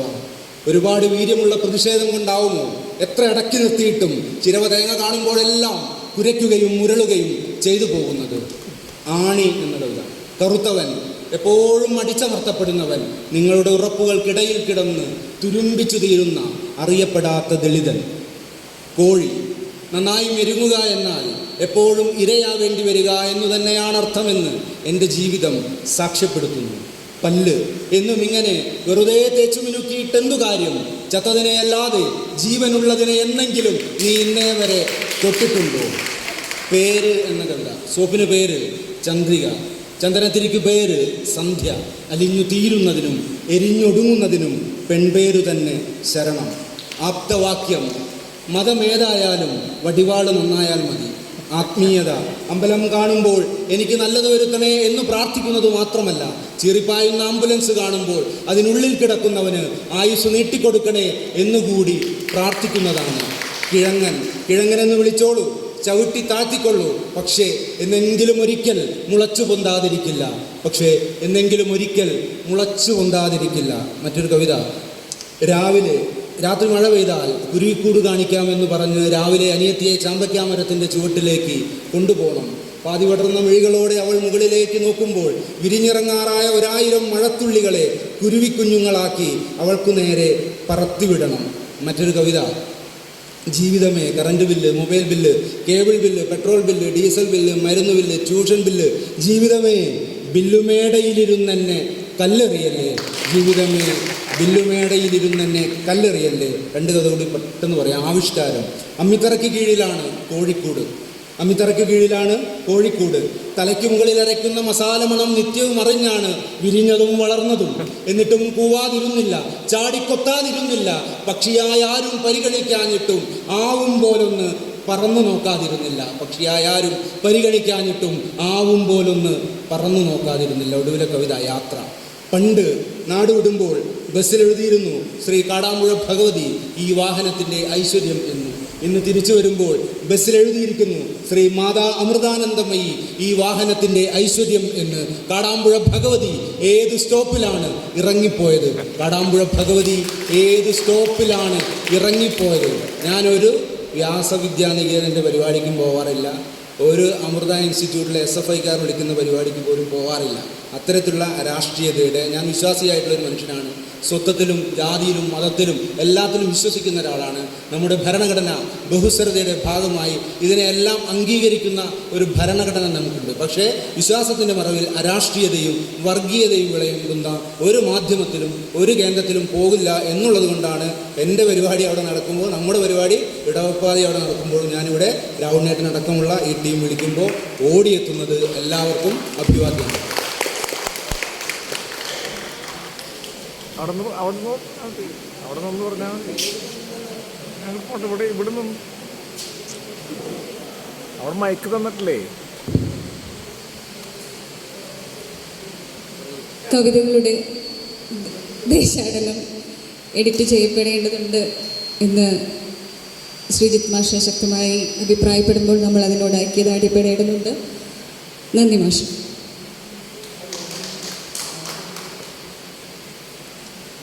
അടുത്തത് നമ്മളോട് സംസാരിക്കുന്നത് യുവ ക്വീർ എഴുത്താൾ ആദിയാണ്. പെണ്ണപ്പ എന്ന് നാടാകെ വിളിക്കുന്ന അപ്പനുണ്ട്. ബാക്കി എല്ലാരപ്പന്മാരും ആണപ്പന്മാരും. പെണ്ണപ്പൻ അമ്മ മരിക്കും മുന്നേ മീൻ നുള്ളുമായിരുന്നു, അടുപ്പൂതുമായിരുന്ന അടിച്ചുവാരുമായിരുന്നു, തോട്ടിലിറങ്ങി അലക്കുമായിരുന്നു. അടിപ്പാവാട കൂടി കഴുകിക്കൊടായ ആണുങ്ങളെ പറയിപ്പിക്കാനെന്ന് കരക്കാർ മുഴുവനും വാകേറും. പെണ്ണപ്പൻ എന്നെ നോക്കി ചിരിക്കും. നൂറ്റാണ്ടുകളുടെ വിഴുപ്പലക്കി കളയുവാന്ന് സിദ്ധാന്തം പറയും. മൂക്കി കൈയിട്ട് ഞാൻ പെണ്ണപ്പൻ്റെ വാ നോക്കും. അടിപ്പാവാട ഒരു ചീത്ത സാമാനമാണോ എന്ന് ഞാൻ ചോദിക്കും. അടിയിലുള്ളതൊക്കെയും ചീത്തതാണ് കൊച്ചേയെന്ന് പെണ്ണപ്പൻ വീണ്ടും സിദ്ധാന്തം പറയും. അതേ ഇൻട്രൊഡ്യൂസ് ചെയ്യുമ്പോൾ ഈ വരികൾ പറയാതെ എനിക്ക് വിളിക്കാൻ വയ്യ. അതുകൊണ്ടാണ് ഇത് ഞാൻ സമയം കുറവായ ഈ സമയത്തിൽ ഞാനിത് വായിച്ചത്. ആൺപെൺ സ്വത്വബോധങ്ങൾക്കപ്പുറത്തേക്കുള്ള ഉടലിൻ്റെ രാഷ്ട്രീയത്തെ അവജ്ഞയോടെ കാണുന്ന സമൂഹത്തിലേക്കാണ് ആദിയുടെ പെണ്ണപ്പൻ എത്തിയത്. ക്വീർ വിഭാഗത്തിൽപ്പെടുന്ന തന്നെ പോലെയുള്ള ഓരോ മനുഷ്യനും ആത്മാഭിമാനമുണ്ടെന്ന് സ്വന്തം വരികളിലൂടെ വിളിച്ചു പറയുന്നു ആദി. ഭാഷയുടെ പൊലിമയൊന്നുമില്ലാതെ ലളിതമായി എഴുതിയ വരികൾ. ആത്മഹത്യാക്കുറിപ്പ് പോലും എഴുതാൻ കഴിയാതെ തൂങ്ങി മരിച്ചവരോ വിഷം കഴിച്ച് മരിച്ചവരോ അല്ലെങ്കിൽ ആളുകളാൽ ഉപദ്രവിക്കപ്പെട്ട് കൊല്ലപ്പെട്ടവരോ ആണ് എൻ്റെ മനുഷ്യർ എന്ന് ആദി പറയുമ്പോൾ താൻ ഉൾപ്പെടുന്ന സമൂഹം നേരിടുന്ന വേദനകളെ തന്നെയാണ് ആദി ചൂണ്ടിക്കാണിക്കുന്നത്.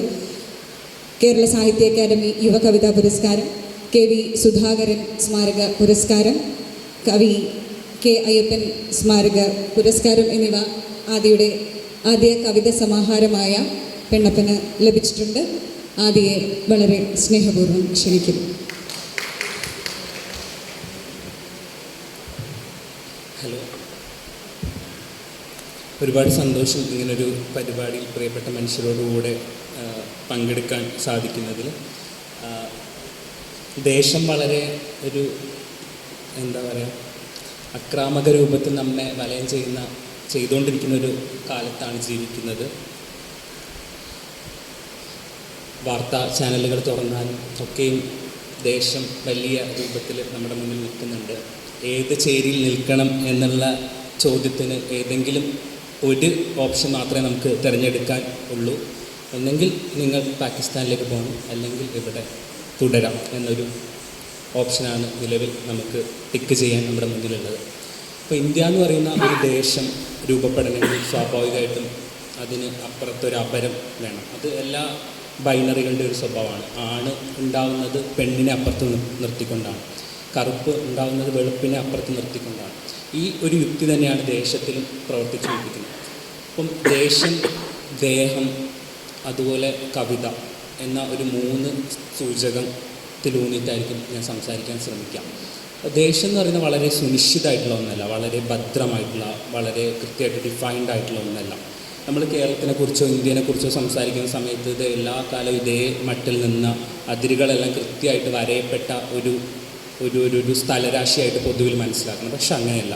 ഈ അതിരുകൾ എപ്പോഴും മാഞ്ഞു പോകാം. ഈ അതിരുകൾക്ക് ഒരുപാട് മാറ്റങ്ങൾ സംഭവിക്കാം തുടങ്ങിയ കാര്യങ്ങളൊക്കെ ചിന്തിക്കേണ്ടതുണ്ട്. അങ്ങനെ ദേശത്തിന് കുറേ കൂടി അഴവുള്ള, നിരന്തരം അഴിഞ്ഞുകൊണ്ടിരിക്കുന്ന ഒരു പ്രകൃതം ഉണ്ട്. അതുപോലെ തന്നെയാണ് ദേഹത്തിൽ, ബോഡി എന്ന് പറയുന്ന ഒരു കാറ്റഗറിനെ എടുക്കുകയാണെങ്കിലും കൃത്യമായിട്ടൊരു ഉറച്ച ശരീരമായിട്ടല്ല നിൽക്കുന്നത്. അതിനെ ഉറപ്പിക്കുന്നത് കുറേ അധികാര സംവിധാനങ്ങളാണ് നമ്മളതിനെ മെരുക്കുന്നത്.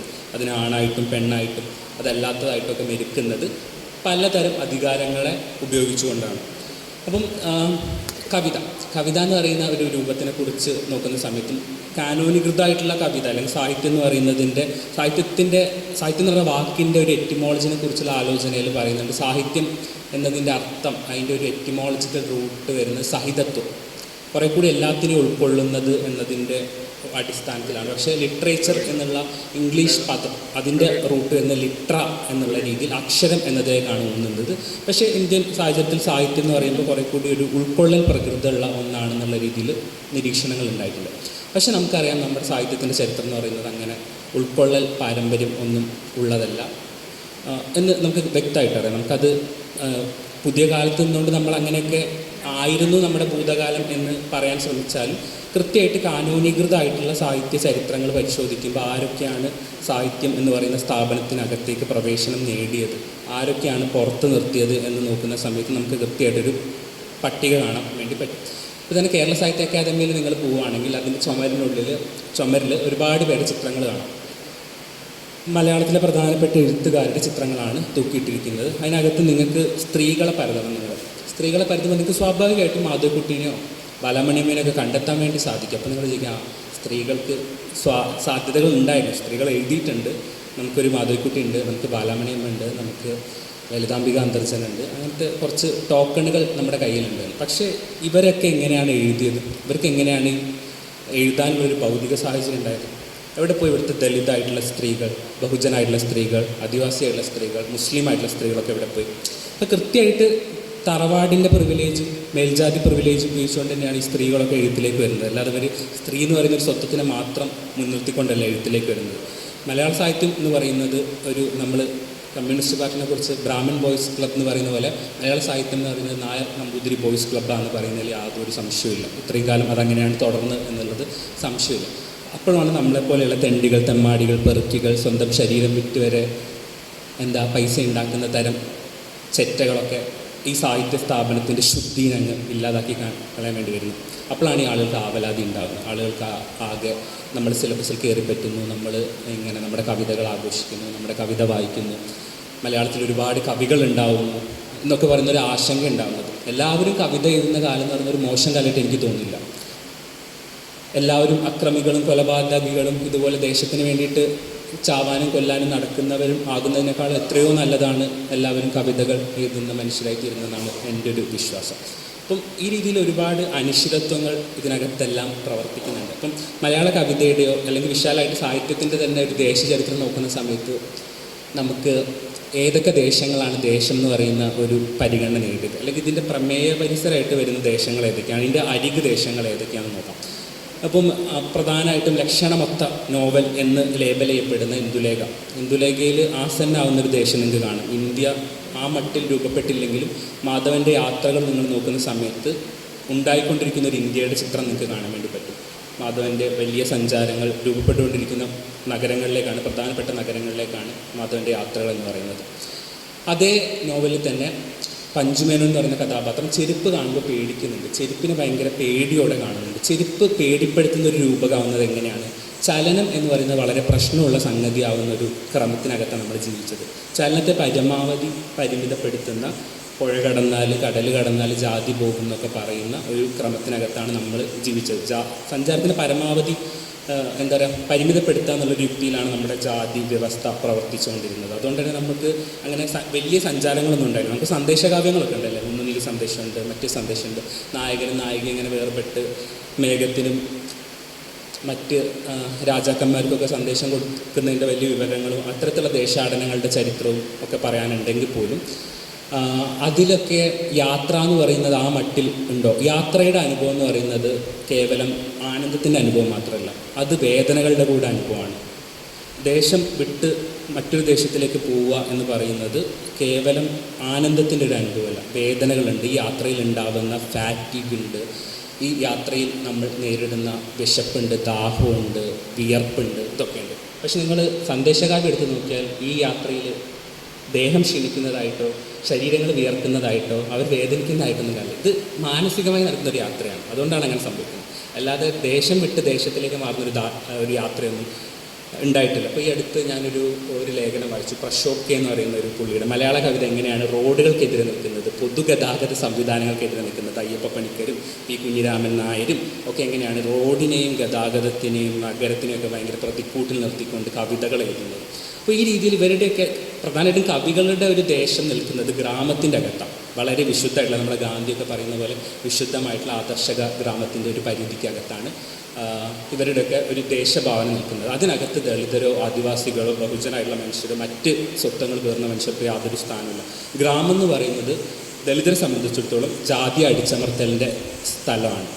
നഗരങ്ങൾ വരുന്നതോട് കൂടിയിട്ടാണ് ഈ ഒരു ക്രമം അസ്ഥിരപ്പെടുന്നത്. അപ്പോൾ നാട്യപ്രധാനം നഗരം ദരിദ്രം എന്ന് പറയാൻ ഞങ്ങൾക്ക് ആർക്കും പറ്റില്ല. അംബേദ്കർ ഒരു സമയത്ത് പറയുന്നുണ്ട് ഗാന്ധിനോട്, ഞങ്ങൾക്ക് മാതൃരാജ്യമില്ല. മാതൃരാജ്യം ഉള്ളത് ആർക്കാണെന്നുള്ളത് വ്യക്തമാണ്. മാതൃരാജ്യം ഉള്ളത്, മണ്ണുള്ളത്, ഭൂമി ഉള്ളത് ആർക്കാണെന്നുള്ളത്. മനുഷ്യന് വേരുണ്ടാക്കി കൊടുക്കുന്ന ഒരു പണിയാണ് വീടും നമ്മുടേതായിട്ടുള്ള ഉടമസ്ഥതയുള്ള ഭൂമിയൊക്കെ ചെയ്യുന്നത്. മനുഷ്യനങ്ങനെ സ്വാഭാവികമായിട്ടും വേരുള്ളൊരു ജീവിയല്ലല്ലോ. വേരുള്ളത് മരങ്ങൾക്കും വൃക്ഷങ്ങൾക്കും ചെടികൾക്കും ഒക്കെയാണ്. അപ്പം അങ്ങനെ മണ്ണിലേക്ക് ഉറപ്പിക്കാൻ പറ്റുന്നത്, കാലടിയിൽ മണ്ണുള്ളത് ആർക്കാണ്?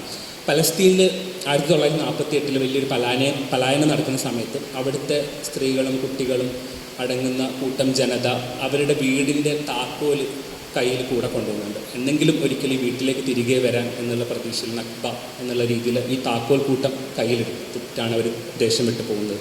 അപ്പം മണ്ണില്ലാത്ത മനുഷ്യരെ സംബന്ധിച്ചിടത്തോളം ഏതായിരിക്കും അവരുടെ ദേശം? അല്ലെങ്കിൽ ഈ പറയുന്ന വളരെ വിശുദ്ധമായിട്ടുള്ള ഗ്രാമീണ ദേശമൊന്നും നിങ്ങൾക്ക് നമ്മുടെ ആരുടെയും എഴുത്തുകളിലോ അത്തരത്തിലുള്ള കാൽപ്പനികമായിട്ടുള്ള ഗൃഹാഭിവൃദ്ധിയൊന്നും ഇല്ല.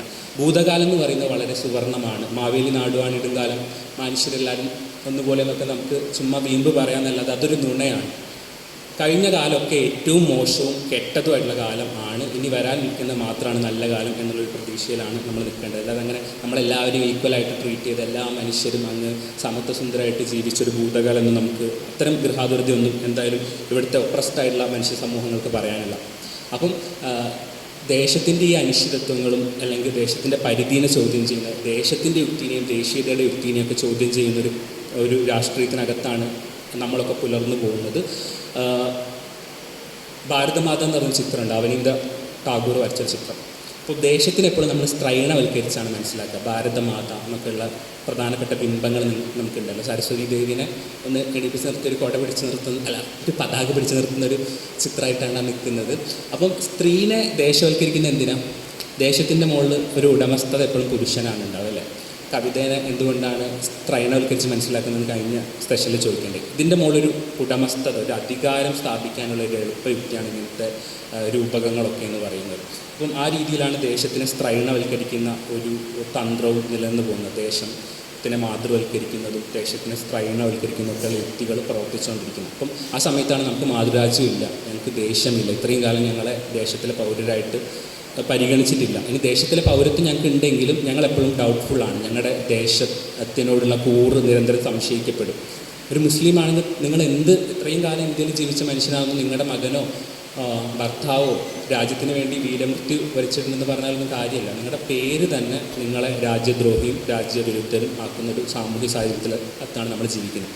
അപ്പം സാഹിത്യം എന്ന് പറയുന്നത് ഇത്രയും കാലം പിൻപറ്റി പോകുന്നത് ഫ്യൂഡൽ പാരമ്പര്യവും തന്നെയാണ്, അതിൽ യാതൊരു സംശയവുമില്ല. നമ്മൾ അതിനെ ഒളിപ്പിച്ച് വെക്കാൻ നമുക്ക് കഴിയില്ല. കാരണം മലയാളത്തിലെ പ്രധാനപ്പെട്ട സാഹിത്യ ചരിത്രങ്ങൾ നിങ്ങളെടുത്ത് പരിശോധിക്കാം.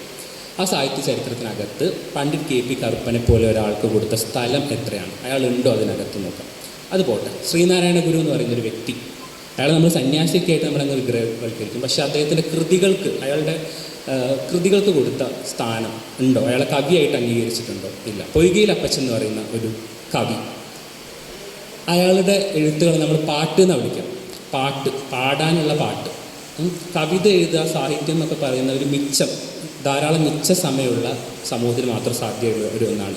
സാഹിത്യരചനയിലൊക്കെ ഏർപ്പെടാൻ നമുക്കൊരു വലിയ തറവാടും മുറ്റത്തൊരു ഉമ്മർത്തൊരു കസേരയും മുറുക്കി തുമ്പാനൊരു കോളാമ്പിയൊക്കെ ഉണ്ടെങ്കിൽ നമുക്ക് കവിതയൊക്കെ എഴുതാൻ പറ്റും. അല്ലാത്ത മനുഷ്യർ പാടിയിട്ടുണ്ട്, അവർ അധ്വാനം ലഘൂകരിക്കാൻ വേണ്ടിയിട്ടാണ് പാടിയത്. മറ്റവരെ പോലെ വയറ് വീർപ്പിച്ച് ഉമ്മർത്തിരുന്ന് ഇങ്ങനെ വൃത്തൊപ്പിച്ചും താളൊപ്പിച്ചും ഇങ്ങനെ കാൽപ്പനികമായിട്ട് സ്ത്രീകളെക്കുറിച്ച് അച്ചീവർണ്ണനകളായിട്ടൊന്നുമില്ല അവരിത്. അവരെ സംബന്ധിച്ചിടത്തോളം വളരെ മെറ്റീരിയൽ ആയിട്ടുള്ള സർവൈവലിൻ്റെ ഭാഗമായിട്ടാണ് അവരുടെ താളങ്ങളും വായ്ത്തരികളും അവരുടെ പാട്ടുകളൊക്കെ നിൽക്കുന്നത്. അപ്പം കവിതയുടെ ചരിത്രം എന്ന് പറയുന്നത് കാനോനീകൃതമായിട്ടുള്ള സാഹിത്യത്തിൻ്റെ ചരിത്രം എന്ന് പറയുന്നത് അധികാരത്തിൻ്റെ ചരിത്രമാണ്, അത് ജാതിയുടെ ചരിത്രമാണ്, പുരുഷാധികാരത്തിൻ്റെ ചരിത്രമാണ്.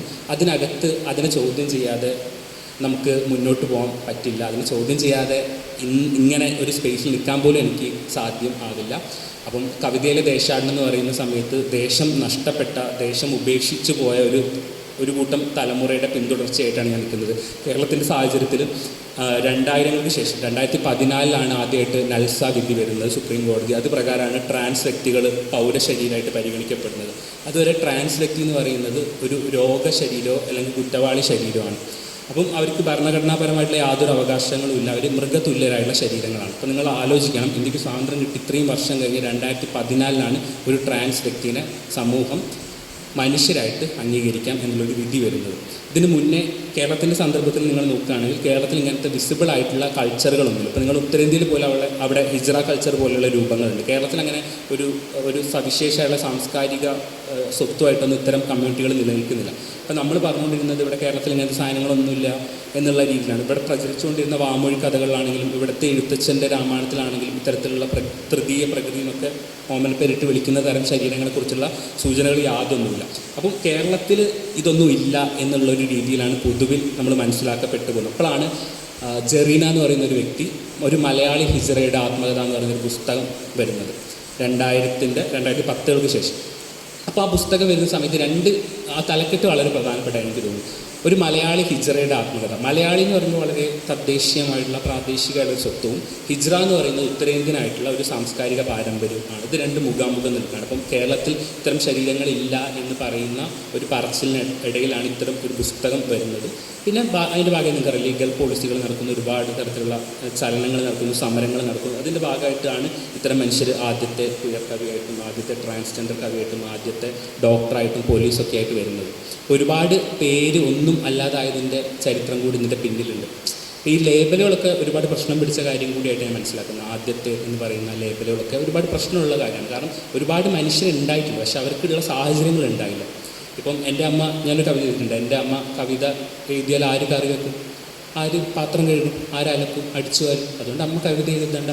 അമ്മയ്ക്ക് സോക്കൊണ്ട് പ്രതിഭ ഇല്ലാഞ്ഞിട്ടൊന്നും ആയിരിക്കില്ല, പക്ഷെ അവർക്ക് ഈ ജീവിതത്തിൻ്റെ വളരെ ദുസ്സഹമായിട്ടുള്ള യാത്രയിൽ കവിത എഴുതാനുള്ള സാഹചര്യം കിട്ടിക്കാണില്ല. അപ്പം ഇതാണ് മെറ്റീരിയൽ ആയിട്ടുള്ള സാഹചര്യം. വെർജിനിയ വൂൾഫൊക്കെ പറയുന്നത് പോലെ എഴുതാനൊരു മുറി പ്രധാനമാണ്. എഴുതാനൊരു മുറി വേണമെന്ന് പറയുന്ന സമയത്ത് ഒരു റൂം വേണം നിങ്ങൾക്ക് AC കിട്ടാന്നല്ല അതിൻ്റെ അർത്ഥം. മറിച്ച് എഴുതാൻ വേണ്ട വളരെ മെറ്റീരിയൽ ആയിട്ടുള്ള വളരെ ഭൗതികമായിട്ടുള്ള ഒരു സാഹചര്യം നിങ്ങൾക്ക് വേണം. എങ്കിൽ മാത്രം നിങ്ങൾക്ക് എഴുത്ത് സാധ്യമാവുള്ളൂ, എന്നാൽ മാത്രം നിങ്ങൾക്ക് കവിയാകാൻ സാധ്യതയുള്ളൂ. അപ്പം ഇത്രയും പറഞ്ഞുകൊണ്ട് നിർത്തുന്നു. ഒരുപാട് സന്തോഷം, സ്നേഹം.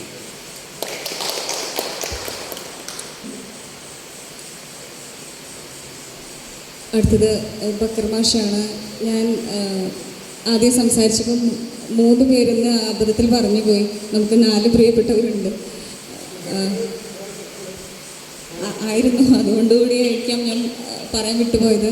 ബക്കർ മാഷ് പിന്നെ കാവിശികയുടെ സ്വന്തം ആളാണ്.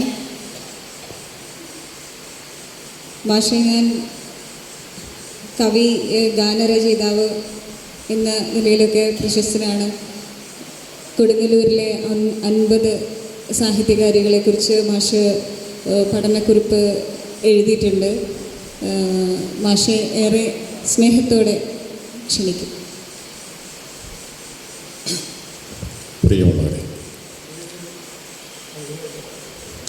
വ്യത്യസ്ത ദേശങ്ങളിലൂടെയുള്ള സാഹിത്യത്തിൻ്റെ സഞ്ചാരത്തെക്കുറിച്ച് വൈവിധ്യമാർന്ന കാലങ്ങളിലൂടെ കടന്നുപോയപ്പോൾ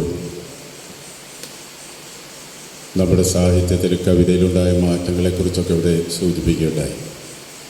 യഥാർത്ഥത്തിൽ ഈ മാറ്റം ആദ്യകാലത്തെ സാഹിത്യരചനയുടെ ഭാഷ ഈ ദേശസഞ്ചാരങ്ങൾ കടന്നെത്തുമ്പോൾ വല്ലാതെ മാറുന്നത് നാം കാണുന്നുണ്ട്. ഇന്നിപ്പോൾ പുതിയ തലമുറ തങ്ങളുടെ സ്വത്വത്തെ തന്നെ ആവിഷ്കരിക്കാനുള്ള ഒരു ശ്രമത്തിൻ്റെ ഭാഗമായിട്ട്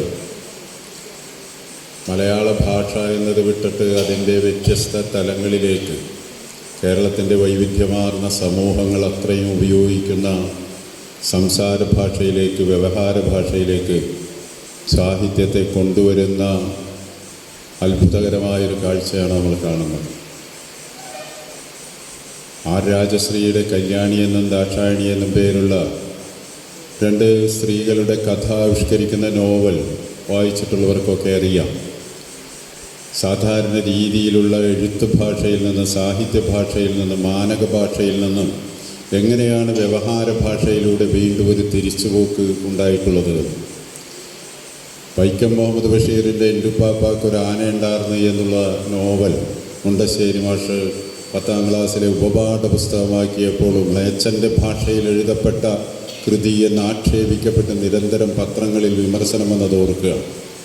അപ്പോൾ ഇത് ഇവിടെ പാർശ്വവൽക്കരിക്കപ്പെട്ടവൻ്റെ, കീഴാളൻ്റെ ഭാഷയിൽ എഴുതപ്പെടുന്നത് സാഹിത്യമല്ല എന്ന് മുദ്രകുത്തപ്പെടുന്ന ഒരു സന്ദർഭവും സാഹചര്യവും ഉണ്ടായിരുന്നിടത്ത് നിന്ന് ഇന്നിതാ അവൻ്റെ ഭാഷയ്ക്ക് ആധികാരികത കൈവന്നിരിക്കുന്നു. അവൻ്റെ ഭാഷയും ഭാഷയാണ്, അതാണ് ഭാഷ എന്നുള്ള നിലക്ക്, അല്ലെങ്കിൽ സാഹിത്യ ഭാഷയല്ല യഥാർത്ഥ ഭാഷ എന്നുള്ള നിലക്ക് വ്യത്യസ്ത ദേശ സഞ്ചാരങ്ങളിലൂടെ എത്തിച്ചേർന്ന അവസാന ഇടങ്ങൾ നമ്മളെ ഓർമ്മപ്പെടുത്തുകയാണ്.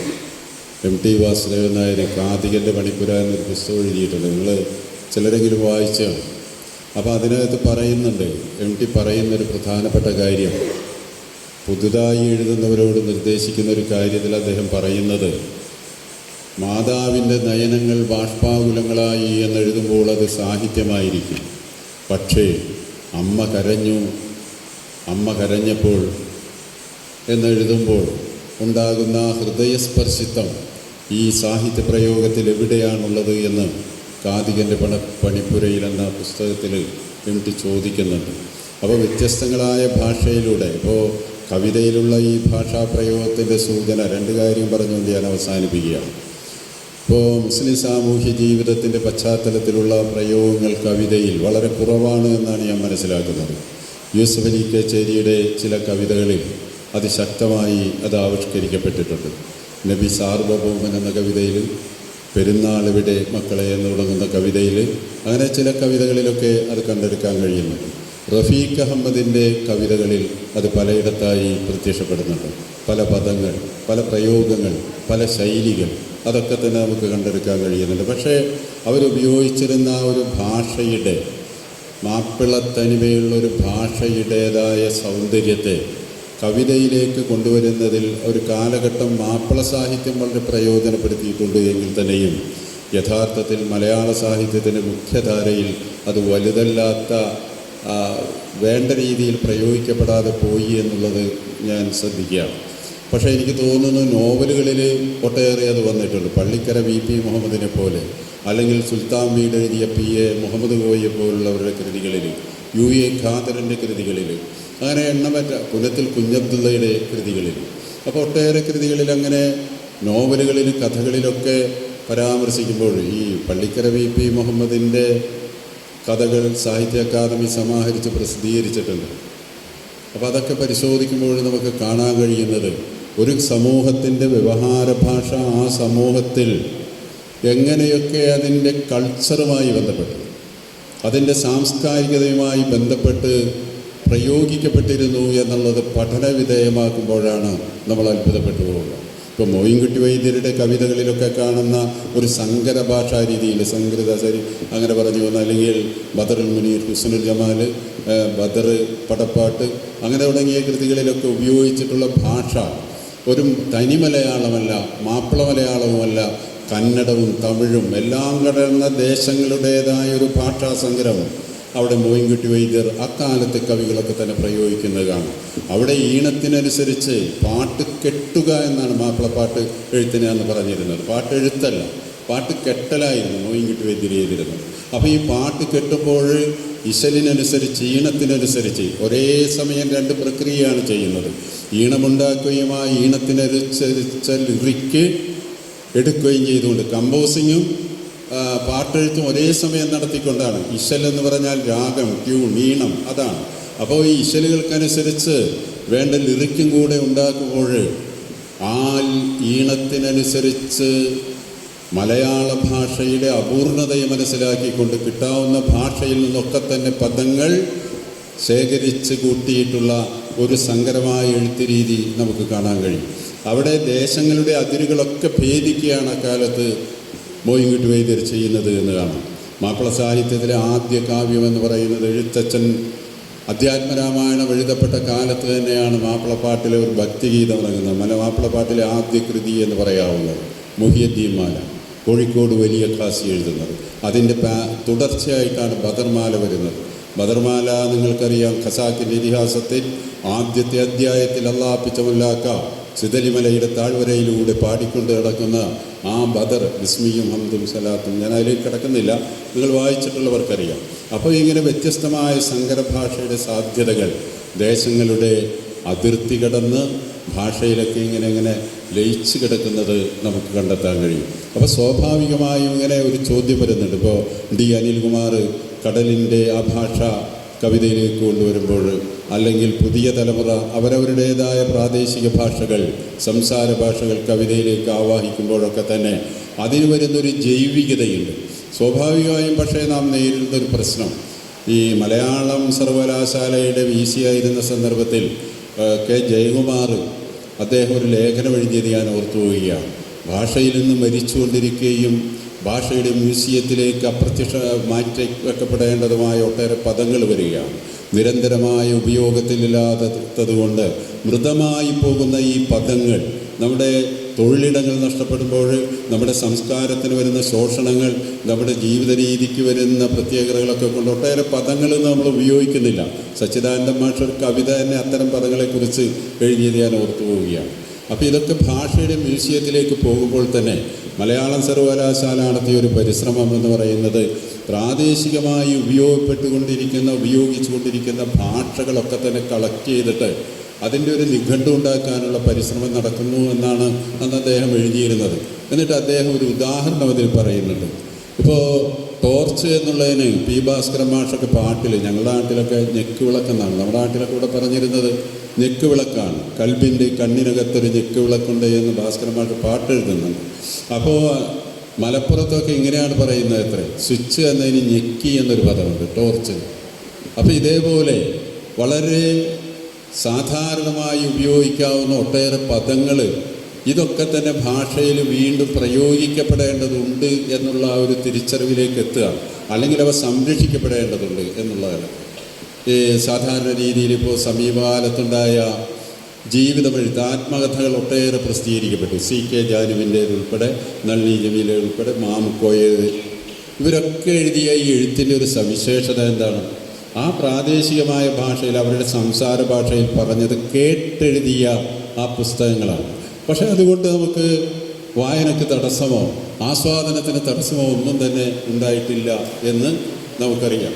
ഞാൻ ദീർഘിപ്പിക്കുന്നില്ല, ഞാനൊരു കവിത വായിച്ചുകൊണ്ട് അവസാനിപ്പിക്കുകയാണ്. അപ്പോൾ എന്തായാലും ഞാൻ പറയാൻ ആഗ്രഹിച്ചൊരു പോയിൻ്റ്, ഭാഷയുടെ, സാഹിത്യത്തിൻ്റെ, കവിതയുടെ ഈ ദേശാടനങ്ങളൊക്കെ കഴിഞ്ഞ് നാം ഒരിടത്തെത്തുമ്പോൾ ഭാഷയിൽ വന്നുകൊണ്ടിരിക്കുന്ന മാറ്റം, സാഹിത്യം നിലനിൽക്കണമെങ്കിൽ ഭാഷ വേണം.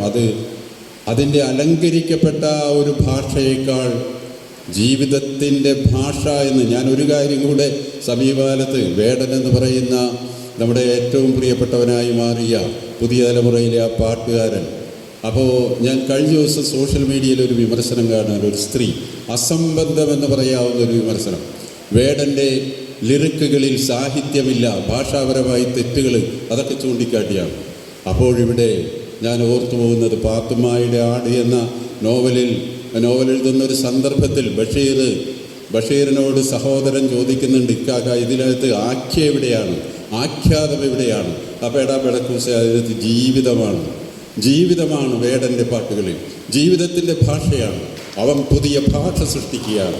ആ ഭാഷ തിരിയാത്ത സമൂഹം ഇപ്പോഴും ഇവിടെ ഉണ്ട് എന്നുള്ള ലജ്ജാകരമായൊരവസ്ഥയെ ഭേദിക്കാൻ നമുക്ക് കഴിയുക തന്നെ വേണം എന്നുള്ളതാണ് ഈ കാലഘട്ടം നമുക്ക് നൽകുന്ന വലിയൊരു സന്ദേശം. ഞാനും നിങ്ങളൊക്കെ പലപ്പോഴും അറച്ചു നിന്നു എന്ന് ഞാൻ മനസ്സിലാക്കാം. ആരും ധൈര്യപ്പെടുന്നില്ല. എനിക്ക് തോന്നുന്നു പലരും പിന്നീട് ചിലരൊക്കെ ഒരു ഫേസ്ബുക്ക് കുറിപ്പിട്ടപ്പോഴാണ് ചിലരെങ്കിലും ഉണർന്നത്. അപ്പോൾ അങ്ങനെ ശങ്കിച്ചു നിൽക്കേണ്ടുന്ന ഒരവസ്ഥ, ഒരു തരം അസന്നിഗ്ധാവസ്ഥയിലേക്ക് നമ്മളെ തള്ളിവിടുന്നൊരു സാമൂഹ്യ കാലാവസ്ഥ ഇവിടെ നിലനിൽക്കുന്നു എന്നുള്ളതും നമ്മൾ സ്വയം തിരിച്ചറിയേണ്ടത്, ആ ആത്മവിമർശനത്തോടു കൂടി തന്നെയാണ് തിരിച്ചറിയേണ്ടത് എന്നെനിക്ക് തോന്നുകയാണ്. അപ്പോൾ പുതിയ ഭാഷകളുണ്ടാകുന്നു, അതിൽ ജീവിതമുണ്ടോ എന്ന് മാത്രമാണ്. കവിത പുതിയ ഭാഷയിൽ എഴുതുമ്പോഴും അതിൽ ജീവിതമുണ്ടോ എന്നാണ് നമ്മൾ നോക്കേണ്ടത് എന്ന് എനിക്ക് തോന്നുന്നു. എൻ്റെ കവിതയുടെ പേര് ബീരാമ. 6.5 അടി പൊക്കവും ബലിഷ്ഠമായ ശരീരവും കൊണ്ട് തന്നെ പടച്ച റബ്ബിനോട് ബീരാമ പരിഭവിച്ചു. 6.5 അടി പൊക്കവും ബലിഷ്ഠമായ ശരീരവും കൊണ്ട് തന്നെ പടച്ച റബ്ബിനോട് ബീരാമ പരിഭവിച്ചു. ഇരുമ്പ് വടി കൊണ്ട് ചീഞ്ഞ തൊണ്ടുകൾ അടിച്ചു വരത്തുമ്പോൾ സ്വർണ്ണ നിറമാർന്ന ചകിരി പിന്നി പരന്നു മിന്നി. അപ്പോൾ 20 പണിക്കാരുടെ മൂപ്പത്തിയാണെങ്കിലും തൊണ്ടു ചീഞ്ഞഴുകിയ കായൽ ജലത്തിൻ്റെ നിറമാണല്ലോ തനിക്കെന്നോർത്ത് ബീരാമ അസ്വസ്ഥയായി. പണി കഴിഞ്ഞ് കൂടണയാൻ വെമ്പി സന്ധ്യയുടെ ചിറകിലൂടെ പറക്കുമ്പോൾ വേഗം മാമൻ നിന്നോ ബീരാമ വരുന്നുണ്ട് എന്ന് ഒരമ്മ കുഞ്ഞിനെ ഭീഷണിപ്പെടുത്തുന്ന സ്വരം ചെവിയിൽ പതിച്ചപ്പോൾ ബീരാമ ഒന്ന് വിങ്ങി. പണി കഴിഞ്ഞ് കൂടണയാൻ വെമ്പി സന്ധ്യയുടെ ചിറകിലൂടെ പറക്കുമ്പോൾ വേഗം മാമൻ നിന്നോ ബീരാമ വരുന്നുണ്ട് എന്ന് ഒരമ്മ കുഞ്ഞിനെ ഭീഷണിപ്പെടുത്തുന്ന സ്വരം ചെവിയിൽ പതിച്ചപ്പോൾ ബീരാമ ഒന്ന് വിങ്ങി. ചെറ്റപ്പുരയിലെ മുളന്തൂണിന്മേൽ നാട്ടിയ കണ്ണാടിയിൽ നോക്കി കണ്ണുനീർത്തുള്ളികൾ നിറഞ്ഞതുകൊണ്ട് തൻ്റെ പ്രതിബിംബം അവ്യക്തതയുടെ ആഴങ്ങളിൽ മുങ്ങിപ്പോകെ ബീരാമ ഇല്ലാതായി. ചെറ്റപ്പുരയിലെ മുളന്തൂണിന്മേൽ നാട്ടിയ കണ്ണാടിയിൽ നോക്കി കണ്ണീർത്തുള്ളികൾ നിറഞ്ഞതുകൊണ്ട് തൻ്റെ പ്രതിബിംബം അവ്യക്തതയുടെ ആഴങ്ങളിൽ മുങ്ങിപ്പോകെ ബീരാമ ഇല്ലാതായി. വിവാഹം കഴിഞ്ഞ നാളിൽ തന്നെ ഉപേക്ഷിച്ചു പോയ ബോട്ട് സ്രാങ്ങിൻ്റെ പൊടിമീശയുള്ള മുഖം തൻ്റെ മുഖത്ത് പതിഞ്ഞതിൻ്റെ ഊഷ്മളത സ്മൃതികളിൽ വീണ്ടെടുക്കാനൊരു ശ്രമം നടത്തിയ ബീരാമയുടെ ശരീരം വെറുതെ ഒന്ന് വിയർത്തു. ഒരു രാത്രിയിൽ ഞങ്ങൾ കുട്ടികളെ ഉറക്കത്തിൽ നിന്നുണർത്തി അപ്പവും ചായയും തന്നുകൊണ്ട് ഉമ്മ പറഞ്ഞു, പടിഞ്ഞാറേലെ ബീരാമത്താത്താടെ കല്യാണമാണെന്ന്, കപ്പക്കാരനാണ് പുതിയാപ്ലയെന്ന്. ഒരു രാത്രിയിൽ ഞങ്ങൾ കുട്ടികളെ ഉറക്കത്തിൽ നിന്നുണർത്തി അപ്പവും ചായയും തന്നുകൊണ്ട് ഉമ്മ പറഞ്ഞു, പടിഞ്ഞാറേലെ ബീരാമത്താത്തയുടെ കല്യാണമാണെന്ന്, കപ്പക്കാരനാണ് പുതിയാപ്ലയെന്ന്. പിറ്റേന്ന് പകലും രാത്രിയും ബീരാമാടെ പുരയിൽ നെയ്ച്ചോറും കോഴിക്കറിയും അത്തറും മണത്തു. പിറ്റേന്ന് പകലും രാത്രിയും ബീരാമാടെ പുരയിൽ നെയ്ച്ചോറും കോഴിക്കറിയും അത്തറും മണത്തു. ഇശലുകൾ പൂത്തു. നേരം വെളുത്തപ്പോൾ ആ പുതിയാപ്ലയും പോയി. അയാൾ പോയതോടെ ബീരാമ തൻ്റെ ശേഷിക്കുന്ന സ്വപ്നങ്ങളെല്ലാം കൽബിൽ കുഴിച്ചിട്ടു. അതിനിടയിൽ ഒരു ദിവസം അയൽവക്കത്തെ തങ്കമ്മ എൻ്റെ ഉമ്മയോട് അടക്കിപ്പിടിച്ച് പറയുന്നത് കേട്ടു, ബീരാമ ശരിക്കിനൊരു പെണ്ണല്ലാത്രേ, ബീരാമ ശരിക്കിനൊരു പെണ്ണല്ലാത്തേ. എന്നിട്ട് തങ്കമ്മ വല്ലാത്തൊരു ചിരി ചിരിച്ചു. തങ്കമ്മയുടെ ചിരിയും ബീരാമയുടെ സങ്കടങ്ങളും കൂടിക്കുഴഞ്ഞ് അന്തരീക്ഷത്തിൽ ഇപ്പോഴും ഇറ്റു നിൽക്കുന്നുണ്ട്. നന്ദി മാഷെ. നമുക്കിവിടെ ഷീജ മാമിൻ്റെയും ആദ്യയുടെയും കവിത കൂടി കേട്ടിട്ട് നമുക്ക് അവരെ പറഞ്ഞുവിടാം. ഷീജ മാമിനെ ഒരു കവിത അവതരിപ്പിക്കാനായിട്ട് ക്ഷണിക്കുന്നു.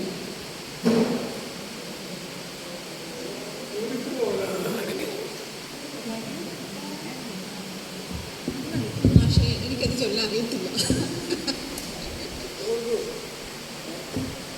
എനിക്ക് എളുപ്പമുള്ള എന്നാൽ താങ്ങുന്ന ഒരു കവിത ചൊല്ലാം.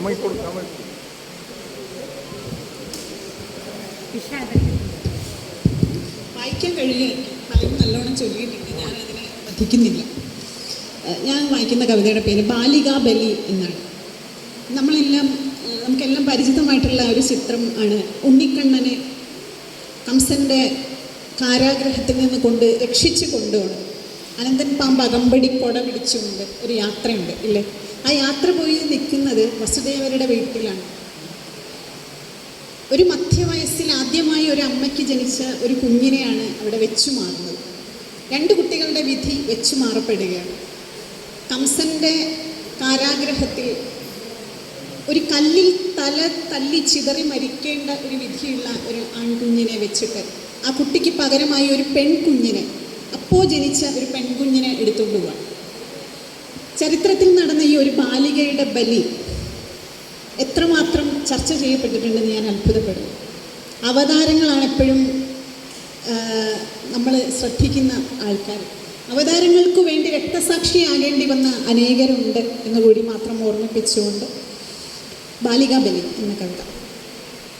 ഒറ്റയടിപ്പാത കൽത്തുറുങ്കിൻ മുറ്റത്തു നിന്നും കിതച്ചിറങ്ങും കുറ്റിരുട്ടിൻ മറ പറ്റിയേതോ ലക്ഷ്യത്തിലേക്കതു സഞ്ചരിക്കും. കുത്തിയൊലിക്കും മഴയിലൂടെ കൊച്ചു കരച്ചിലൊലിച്ചിറങ്ങും. ഒട്ടും നനയ്ക്കാതതിനുമീതെ പത്തികൾ ചേർന്നു കുട പിടിക്കും. ഇത്തിരിപ്പോകെ പുഴയിലേക്കാ വിഖ്യാതയാത്ര നടന്നു ചേരും. മധ്യത്തു 2ആയി പിളർന്നു മാറി കുത്തൊഴുക്കാഴം വഴിയൊരുക്കും. അക്കരെ ചെന്നു നനഞ്ഞു കേറി തപ്പിത്തടഞ്ഞൊരു വീട്ടിലെത്തും. പറ്റിക്കിടക്കുന്ന വാവയത്തൻ പെറ്റമ്മയിൽ നിന്നു വേർപ്പെടുത്തും. വിട്ടുപോരാതതിൻ ചുണ്ടിറുക്കെ മൊത്തും മുലക്കണ്ണിലേക്കു ചേരും. നിശബ്ദമായടർത്തുമ്പോഴോമൽ നിദ്രയിൽ താനേ വിരൽ നുണയ്ക്കും. ഉച്ചി പിളർന്നു കല്ലിൽ ചിതറാൻ കഷ്ടമാമുത്തിനെ കൊണ്ടുപോകും. രക്തസാക്ഷിക്കുഞ്ഞു പോയ വീട്ടിൽ രക്ഷകൻ പൊന്നുണ്ണിയായി വളരും. ഉച്ചി പിളർന്നു കല്ലിൽ ചിതറാൻ കഷ്ടമാമുത്തിനെ കൊണ്ടുപോകും. രക്തസാക്ഷിക്കുഞ്ഞു പോയ വീട്ടിൽ രക്ഷകൻ പൊന്നുണ്ണിയായി വളരും.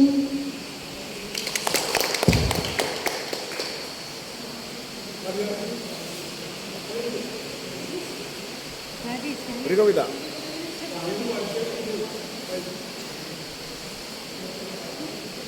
വിളിക്ക് ആദ്യം ഒരു കവിത.